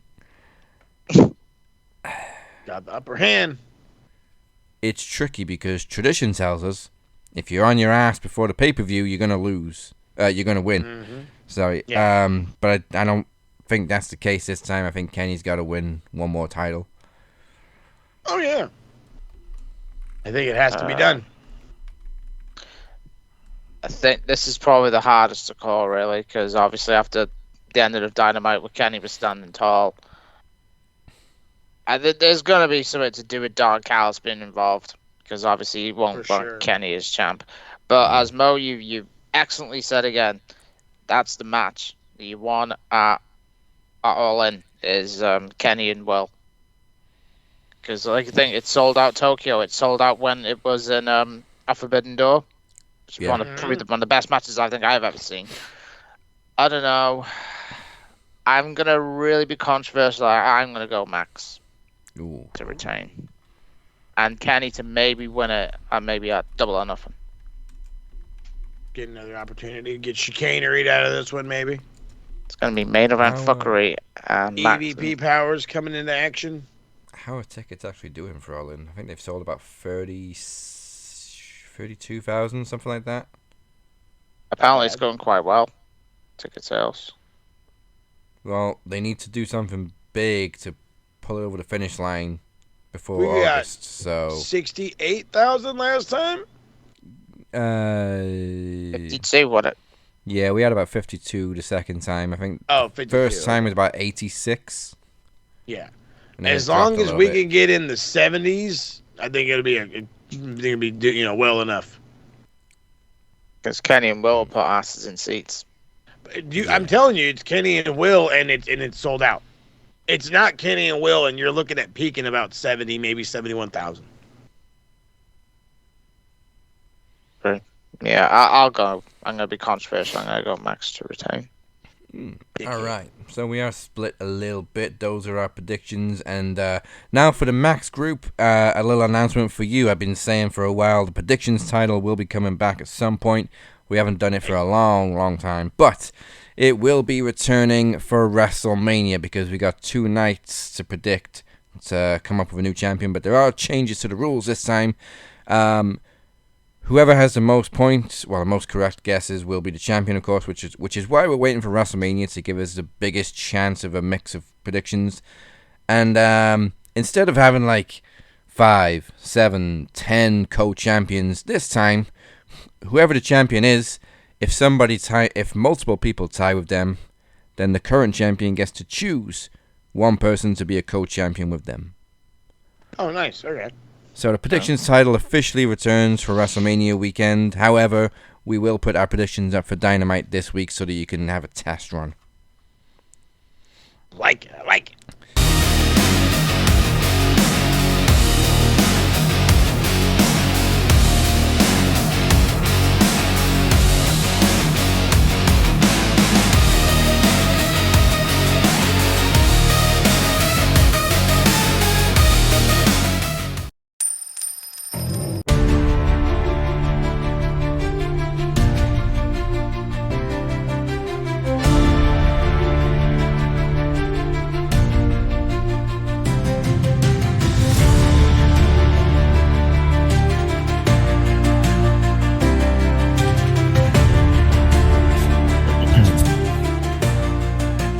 Ladies and gentlemen, boys and girls, children of all ages, it's your knowledge champion, your co-hostess with the mostest, and one of your GMs. Promo Mania is but a week away. We have a lot on the line as far as gold, opportunities, and good old-fashioned revenge. So, the last time we heard about GMs was a little bit of tiffing around, a little bit of hoopla around about them competing. But due to circumstances outside of my control, a rational and executive decision must be made. And that executive decision is the following. The Iron Bank triple threat now has another beautiful opportunity to, I guess, be a double champion. And I say that by saying this. The Knowledge Championship will be defended alongside the Iron Bank contract. That's right. The other GM wanted the Iron Bank to be defended against two other people. Well, guess what? Loophole City it is, baby. I will be entering the Iron Bank Challenge, joining Beer, and he will be number 2 as we look for opponent number 3 1 week away. So a mystery opponent as we head into Promo Mania. And the craziest thing yet is there's another loophole to talk about. But it also comes with a bit of consequence. So sorry, not sorry. Loophole is this. Beer, I think it was a self-ban on the Knowledge Championship, is being lifted. However, if he is unable to capture both the Iron Bank contract and his precious Knowledge Championship, then he will have to extend his ban on the Knowledge Championship until Promo Slam. Yeah. That far out. That's your announcement, ladies and gentlemen. Normally these announcements are saved for Daz, but your GM needed to get one in there. The Knowledge and the Iron Bank contract are now one and the same. There will be a mystery opponent. It's me. It's Beer. You got nothing to fear. It's going to be a good old time. Back to us. And speaking of Mania, the time is almost upon us. Promo Mania 11 comes your way next week. Night 1 drops on Tuesday the 14th, and Thursday the 16th is Night 2, featuring predictions for WrestleMania 42. That's right, those are coming hot and heavy, but on Night 1, we got something hot and heavy for you. Cypher gets his opportunity to challenge the captain for the television championship, and as we found out on Aftermax last week, it'll be no holds barred TV rules, which means camera cuts, music, effects, all these fun things are very, very legal. Playing into my wheelhouse. Also on Night 1, International Championship will be on the line as Robert Davis defends against the masked newcomer known as Scouse Mysterio. But Rob claims he knows exactly who Scouse is, because I'm glad somebody does. I have no idea what the hell's going on. No, please tell us. So lost. And as I said last week, Scouse Mysterio, be careful what you wish for, because Rob Davis is no pushover. He is the man, the big dude. He's been international champion for quite a while. On Night 2, traditional Iron Bank challenge is no longer traditional, because as we heard from our co-GM Moses Marquez earlier, he is putting his Knowledge Championship on the line with the Iron Bank contract, which means it's winner takes all with Beer and one other challenger. That's right, going into Promo Mania with a mystery and a caveat from my man Beer, but hey, it's all fun in love and warfare.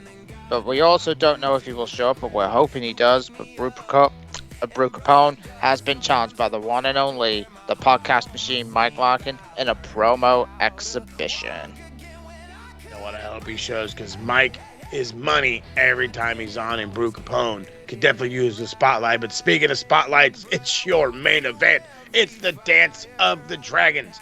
Beer defends the Max Wrestling World Championship against his Dragon Club brethren. The man he calls the Brother Man, the one we call Feeney. It's the Phoenix in, I'm still laughing at this one, a submission match with the captain as special guest referee. Somebody's getting their arm twisted, bud. Made me do it, Craig. The Reaper returns. And also, you make sure to check out Bloodline, the official theme song by Captain's Revenge from the latest album 0 Hour. Available on all platforms and all the Captain's Music Revenge on Spotify. I listen to it, I love it, and so will you. And it's all on all music streaming platforms. Got a sweater, bud. There you go. Now, we have a wall and it has more wankers on it than a TKO board meeting. Ayo. It's time for the wanker wall. Talk about you, Dwayne. I'm the biggest wanker in this place, man! Hey, no. I'm the biggest wanker in this place, okay? Me, not you. All right, so I went on a whole rant. So, by the way, real quick, cheap plug, and I'll replug it again here in a minute. The TSK's review of Revolution is out. We're a whole rant by all four of us about how these Sunday night pay-per-views can't keep happening with so many goddamn matches. Now, granted, it doesn't look super bad, and that's not a cheap play on words, even though the movie's awesome. As far as matches, but it is Thursday. There is still Collision. Deep breath with me. Hopefully it doesn't increase. But out of sheer fear and the fact of me having to now wake up later in the day because I have to stay up late at night to finish this damn show, giving TK 50 points.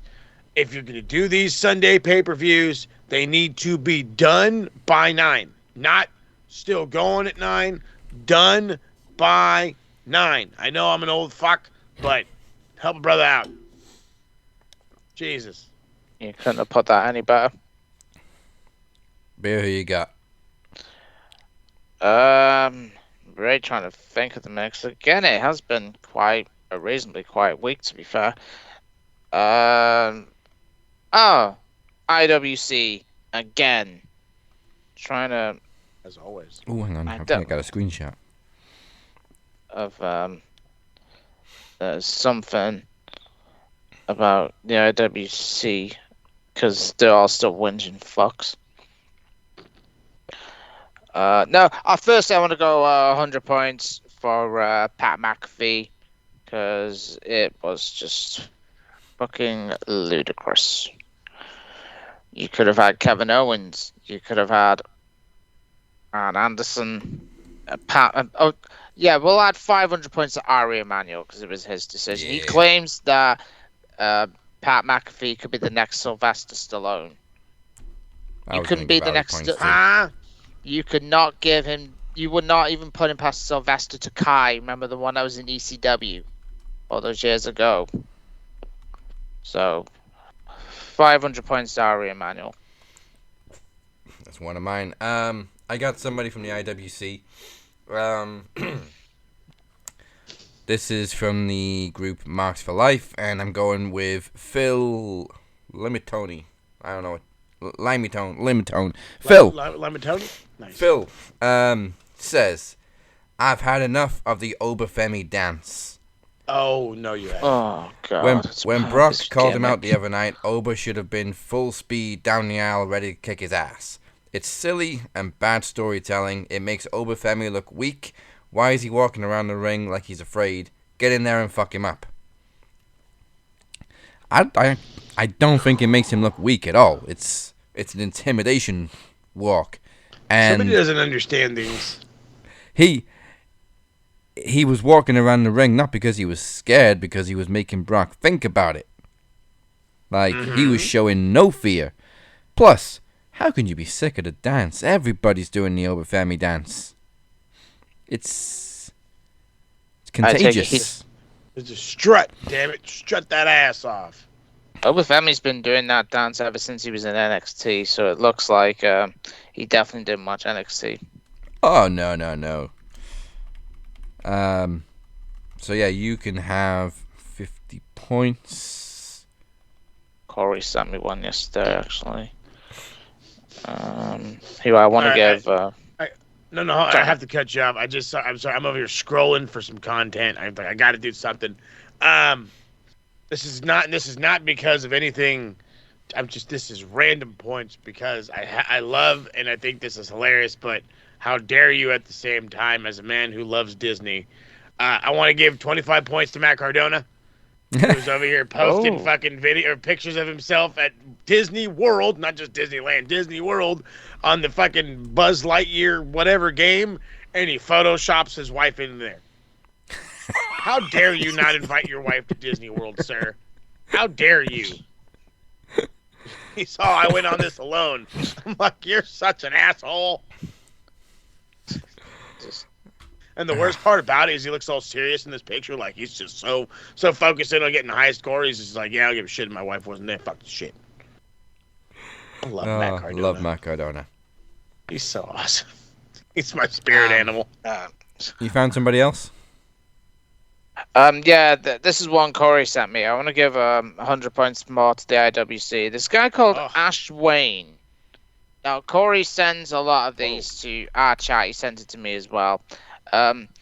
He's put, has WWE fumbled Saquon Sugars from Dark State?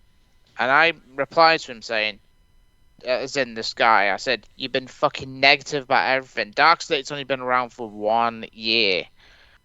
And the Sugar Man has actually been teasing a face turn lately. So, he honestly, the most negative cunt I've ever seen in my life. I know we're going to get taken off the air for that, but he's just... Jeez. No, that's I share in very similar sentiments. So I got 200 points for this next fella, and they're so well deserved. It's not even funny. I hope he rots in Mexican prison. Hey. Alberto Del Rio. Yes. For more domestic violence nonsensory. You're getting locked up in Mexican prison, Jack. In Mexican prison. I don't want to go to regular prison, let alone Mexican prison. You fuck. Mexican you deserve all the 200 points. How do you keep beating on women and get away with shit? I don't understand it. I've never seen a mugshot where the background looks like a red carpet event. Right? Seriously. I was just saying the same. I was like, this was you at a party or something, Ninja? Nope, that is his mugshot. Hey, maybe it is a party. Del Rio's back. Hey. I'll round it up. Let's make it 1,000 all together because he fucking deserves it. I love it. Yeah. Fuck off, Del Rio. My immediate reaction was, no, really? Del Rio in prison for domestic violence? Nah. Oh, you don't say, man.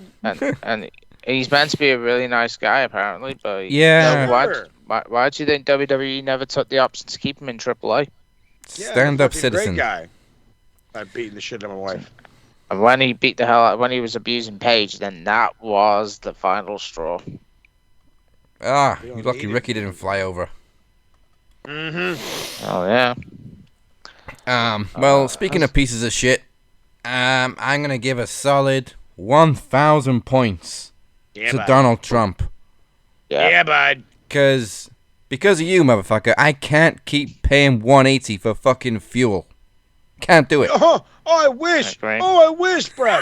This fucking guy said it. Well, it said a fucking 180p. He said 180. 180. All right. Times that shit by 3, Jack, and that's what we're paying. I'm at $6 fucking bucks.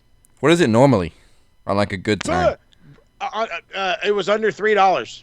Or sorry, no, it was a little above. I think when we were just before it started to kind of hike up, the best we had was like $4.19, I think. No, $4.09. And it's like, in California, you're going to expect to pay a lot more. That shit shot up $2. $2. The cheap gas, the gas that's bad for your car, that is $5.79. The gas that's good for your car is $6.29. And if you go into Hollywood, you're paying close to $9. $9, and that's not an exaggeration. That's not a gag. We can contact Robert Davis right now, and he'll fucking drive down the street and show you. It is out fucking outrageous. That's just terrible. It is. It usually on an average week, it would cost about $65 to completely fill my tank, which I rarely do because I ain't paying $65. I put 50 in last week, barely half a tank. Barely. fair. I know. I used to be able to fill my tank on $60. I'm closer to 90. My wife, when she fills her tank right now, was about $85, almost 140. Yeah, she got a big tank. Ouch. That's like what I pay in road tax. Yeah, it's bananas. It's bananas, and we got to fill the cars up, once every 2 weeks. So places fuck to go. you, Trump. You're on a. Is he on top of the? I think he's on the top of the wank. Yeah, he's right now. top. He should be on He is top, now. and he should be was. your fucking candidate for the 25th Amendment of impeachment. He's a fucking lunatic running loose. I don't know whether it's true that the prices of fuel's actually going to be dropping soon because of all this what's going on. With, yeah, the 2 week President ceasefire, and they're supposed to be dropping from 5 p.m. today. That's really I love the deadlines he fucking puts on people, and then is like, no, not that deadline, this deadline. Shut up. You want to be a dictator, and then you realize you don't have any power, so you're like, I'm a fucking businessman. No, you're a fucking retard. Jesus. I'm trying to think of anyone else. I don't know whether it could be the fault of Carlos Silva because of the matches that we're not going to get. We're not going to get MJF against Nick Nemeth, which was a match that we want to see, and also Leon Slater and Ricochet, which for me could be probably one of the matches of the year. So I may have to give 20 points to Carlos Silva. If it is him that's decided that, unless it was the board at TNA. I mean, it's him that said it, but we don't know why. But yeah. He's the person that we know is responsible for taking away these matches and blocking the talent from working together. So how many points are we giving him? I'll give 20 to Carlos Silva. And I also want to give 200 points to Nikki Bella. I don't even need the reason, but okay. Right, I was just going to say, it's like, sound good to me. For potentially ruining our chances of seeing Asuka and Io at WrestleMania. Yes. Dickhead. I mean, if she stays injured, then we're not going to get it. But unfortunately, if she does show up at Mania, then we get it. So we got to sacrifice one for the other. It's a no-win situation for us. No, we either lose Kyrie or we lose Io. And like I said earlier, they both deserve a Mania match. Yeah. So, any last-minute ones for the Wanker Wall before we move on? At this present moment, I don't know whether it will change. I probably want to give 50 points to Triple H because we may not get Carmelo Hayes in that match at WrestleMania. Even though I think Trick's obviously going to win, but you cannot have a WrestleMania this year without Carmelo Hayes. Yeah. Who has had banger after banger. Cannot have WrestleMania this year without Carmelo Hayes. So 50 points to Triple H. Yeah. 200 points to Nick Khan. Because I don't know whether you guys have seen what I've sent about the text messages between Triple H and Nick Khan. Why is he deleting the texts? Why is Nick Khan being a stooge and deleting the text message and we can't see it? Clearly hiding something. Nick Khan's a noob. That part. So yeah, 200 points to Nick Khan. All right, so those are this week's wankers. Go to the wall and tell them they suck.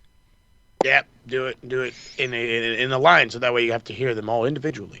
Fortunately, though, not everyone is a wanker, and it's time to put some positive points on the board. It's time for the Bruv board. Bruv.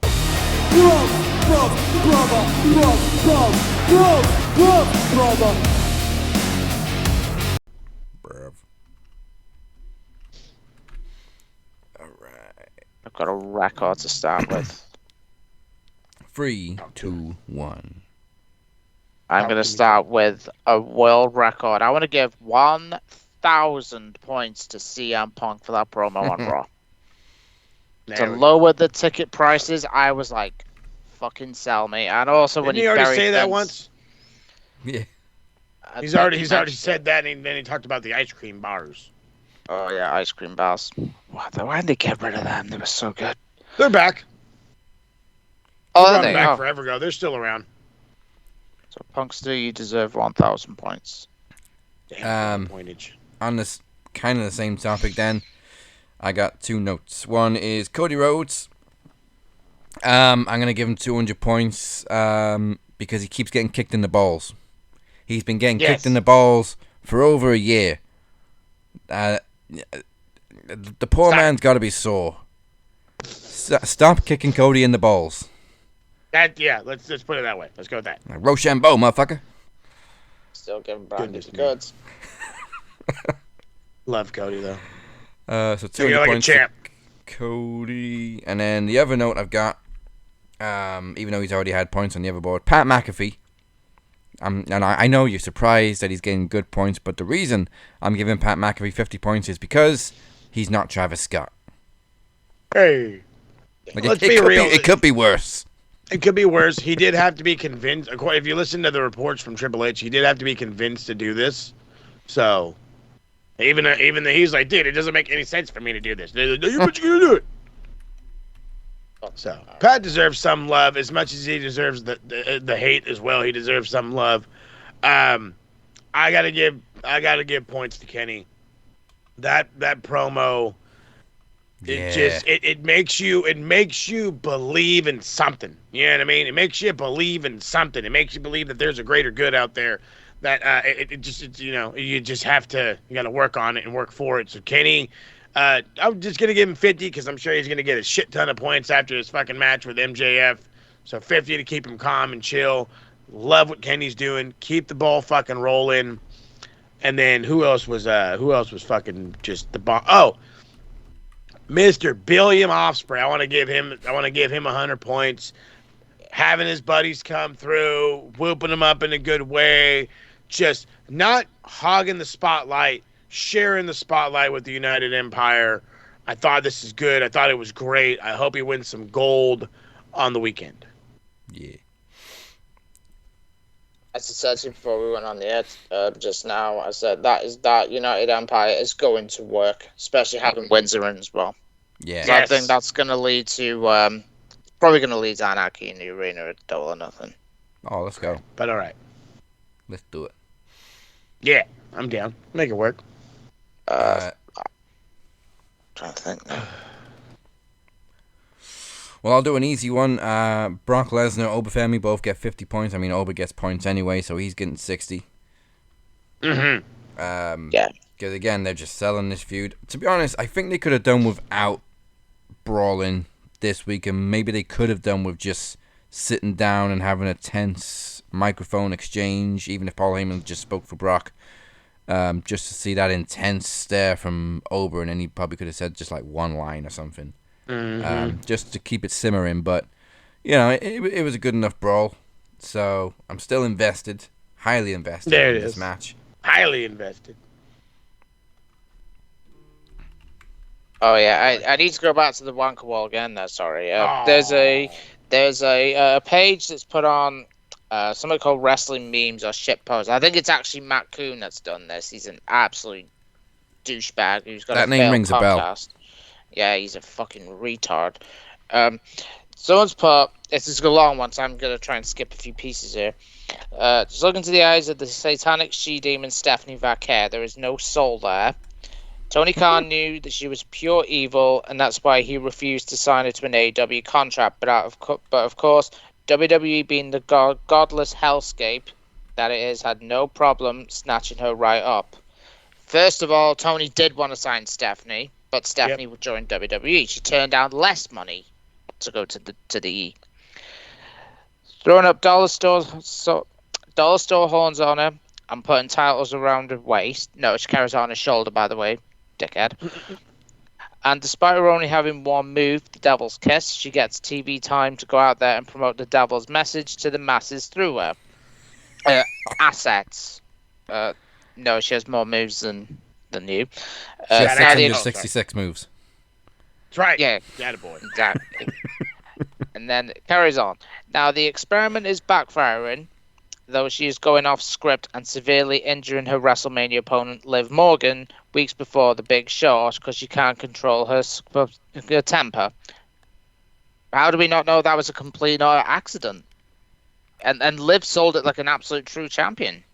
So I wouldn't say she's severely injured. She had a bruise a week and a half before Mania. She got a knock on the head. Yeah. Your kid gets a bump on the head, and you're like, "Oh, you'll be all right, little Timmy." It's not a broken neck. No. Somebody else was freaking out this week over Rhea Ripley. She got a cut on her leg that needed stitches, and she suffered a severe injury right before WrestleMania. It's a few stitches. And we're still over a week away. She'll be fine. Leg. Yeah, no, sure. The final part puts, if Triple H had any sense, he would fire her at once but he's too busy polishing his sledgehammer at the backstage monitor when she's on screen to get the job done. Disgraceful. Yeah, but Bro. I'm fucking calling it forever now. I'm polishing my sledge. I mean, that's funny, but fuck. I'm gonna steal that.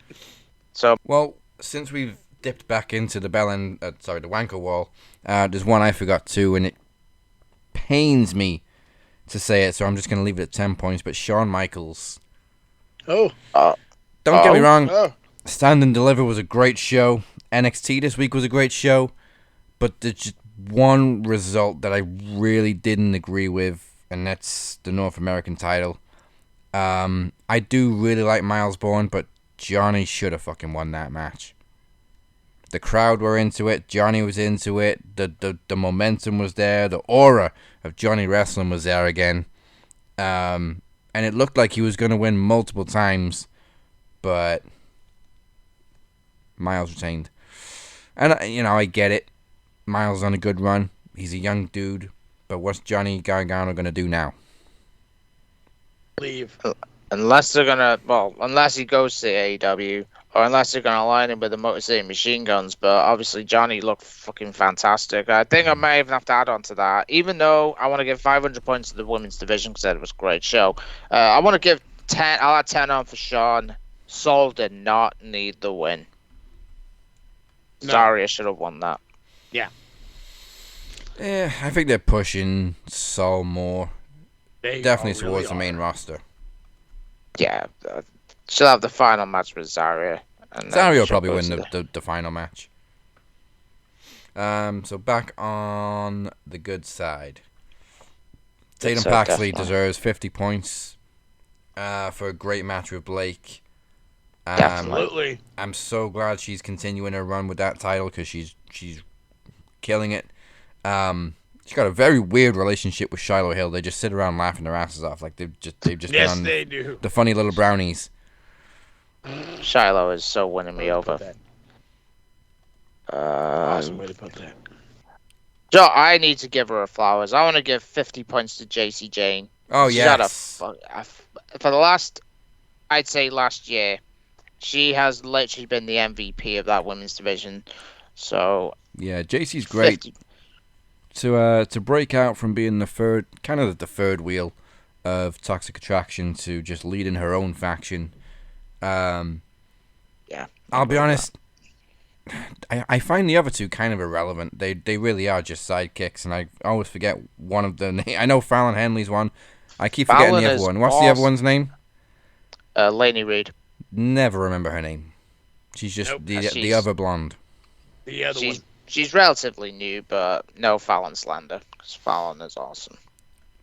Sure. JC definitely deserves those points. We'll add 50 on to Lola and Kendall as well, because... great match. That was match of the night by some distance for me. It's just proven that the Lola NXT... Vice can fucking go, bud. And she's a... To go from MMA to being in WWE, it's the best thing probably since obviously when Shayna Baszler obviously came over. Her MMA is not as strong as I was hoping, but it looks good. I gotta go back and watch some of the fucking the whatever weird the blood sport like matches that they have. I forget what they call them, but I want to check those out because again, she looks a fucking dream. She's gorgeous and can go. So I mean, her match was awesome, 100% on that one. Definitely matching the night. Let's have a look. NXT just dominating the Brov board this week. Dude, NXT's the shit, man. NXT is where the hotness is right now. It's like I said, it's back from when it first started, when it first got hot.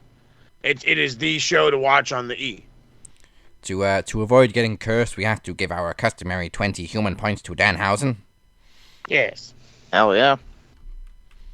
I need to put my face right there on the truck, so everywhere you go, you know it's Danhausen. And he's changed his Twitter name to WWE Legend as well. Perfect.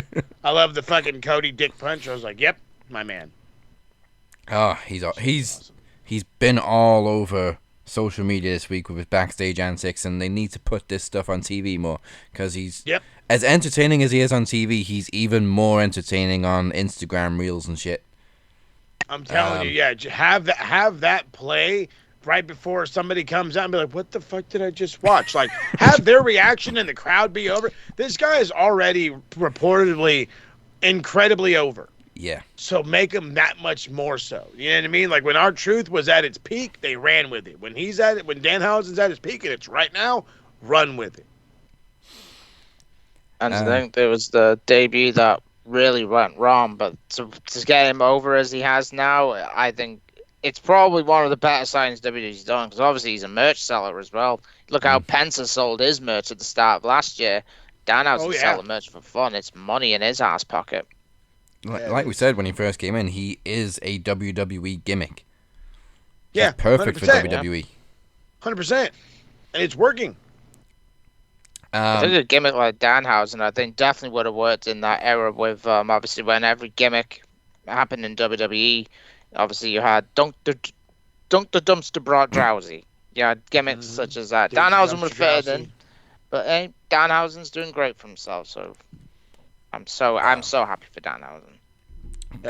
Customary 20 points to Rhea Ripley, and add on another 10, because, of course, she is still carrying this feud with Jade Car Crash. Yeah, she is. But on top of that feud with, I think that feud needed that. With Jade beating the living piss out of Io on Raw, that needed it. So I'll give props to WWE on that, because that should have been done 2 weeks ago. Why are they leaving it before the go home show for Raw? That's what I don't understand. We'll give 20 points to Io. Well, 20 points to Io for obviously the selling. And then the final one from me, I think, Tony D'Angelo, new NXT champion. Hey, Tony D. Tony D. Chicken Pam. Been killing it since he came back to NXT. And also just his entrance is, I know we use this word a lot, but his entrance is aura. Awesome really entrance music. I love the blackout, then back on, then blackout, then boom, there he is. And just no emotion, just slowly walking down to the ring, just perfect presentation. Completely different from his original NXT gimmick. You wouldn't think it was the same person. Yeah, not even a little bit. I do agree with that. Because it was like an Italian mafia sort of gimmick, even though he's from Chicago. Thinking he was from New York. But I think they've done this gimmick change for Tony D very well. So yeah, Tony D deserves points. First time on this board this year, amazingly. So you know what? I'll double it. Actually, I'll make it 100. There you go. All right. Any more for the final whistle? Ooh, we're in injury time on the board. God damn it! You said the two great things, and now I have to do it. It is official. Win, lose, draw, relegated, or staying up. I've got to give 200 points to a man who's trying to save a team, and he's bringing smiles back to Hotspur Way. 200 points to Roberto De Zerbi, the new head coach of Spurs. I have not seen smiles on any of these players' faces all fucking year long. And this guy's been there 3 days, and Mickey Vandervan's walking around smiling like he's back in the Netherlands just eating a bar of chocolate. This is fucking bananas. I love this shit. So 200 points to the man. I don't care if we get relegated. He's bringing the spark back. He's getting spark back. I say that now. Don't ask me in 8 weeks when we go down. I'm trying to think that maybe. I want to give my customary points to Blake. Obviously, Blake looked great as usual. Give a 60 so we can get on to 300. All in all,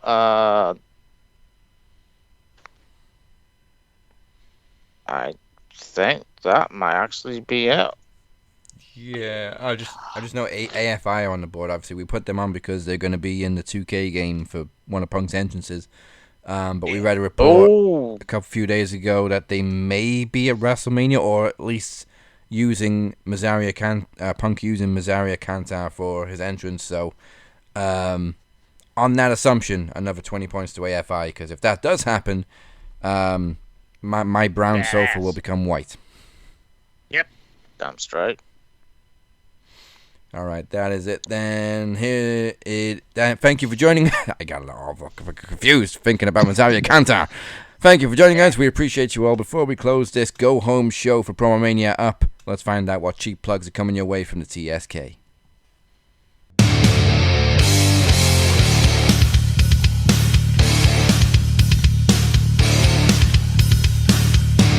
And the cheap plugs are coming hot and a little heavy. The TSK's review of AEW Revolution is 2 weeks too late, but it is out nonetheless. Go check it out. It is one of the more edited episodes we've ever done. It's got a lot of funny drops, even a nice, fun, new Evil Aussie Open sung by Robert Davis. You should check this shit out. This episode was so fun. It just took me way longer to edit it because I was having too much fun editing it. But speaking of the things that take too long for me to edit, I got some footy guys coming for you guys. There's a whole lot of footy coming your way. Some archived episodes from Corey, older episodes. I got a 3-minute match review from him, and it's gonna go up as the 3-minute match review. Did you like it, love it, hate it, whatever? I tend to go a lot longer, so it is what it is. That's why you're gonna get the one from last Saturday dropping later today.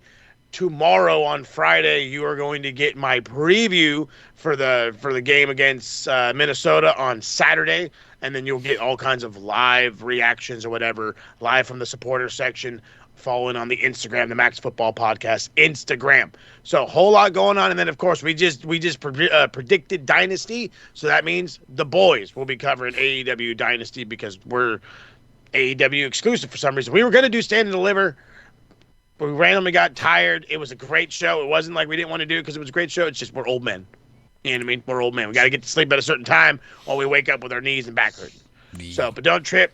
We've got Dynasty coming your way and everything else that comes after that. Of course, we will got WrestleMania covered as well as that comes your way in 2 weeks. So, as you all know, the only way to know when all these things drop is to follow us on all of the platforms, the social platforms, that is. Start on the evil Twitter machine, Max Wrestling UK, Captain512, SMR Podnet, Max Football Pod.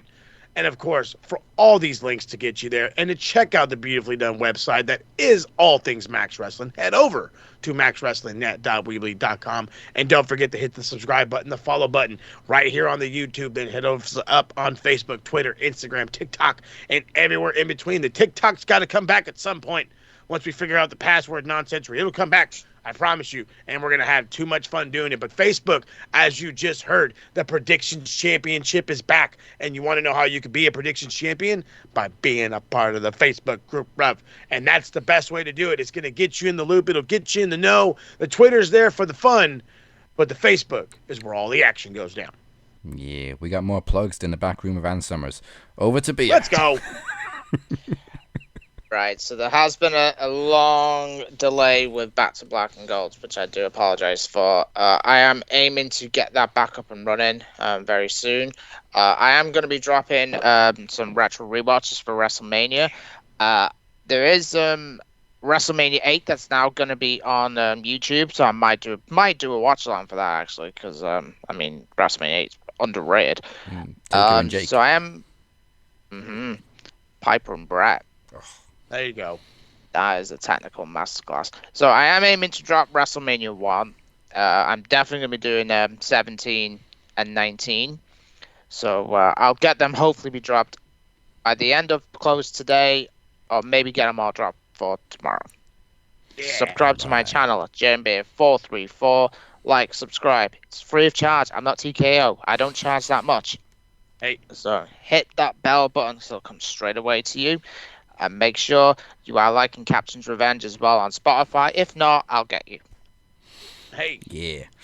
Or all right. He will get you. We'll get Danhausen to curse you. That is it then for the Go Home Show. Next week it is Promo Mania, baby.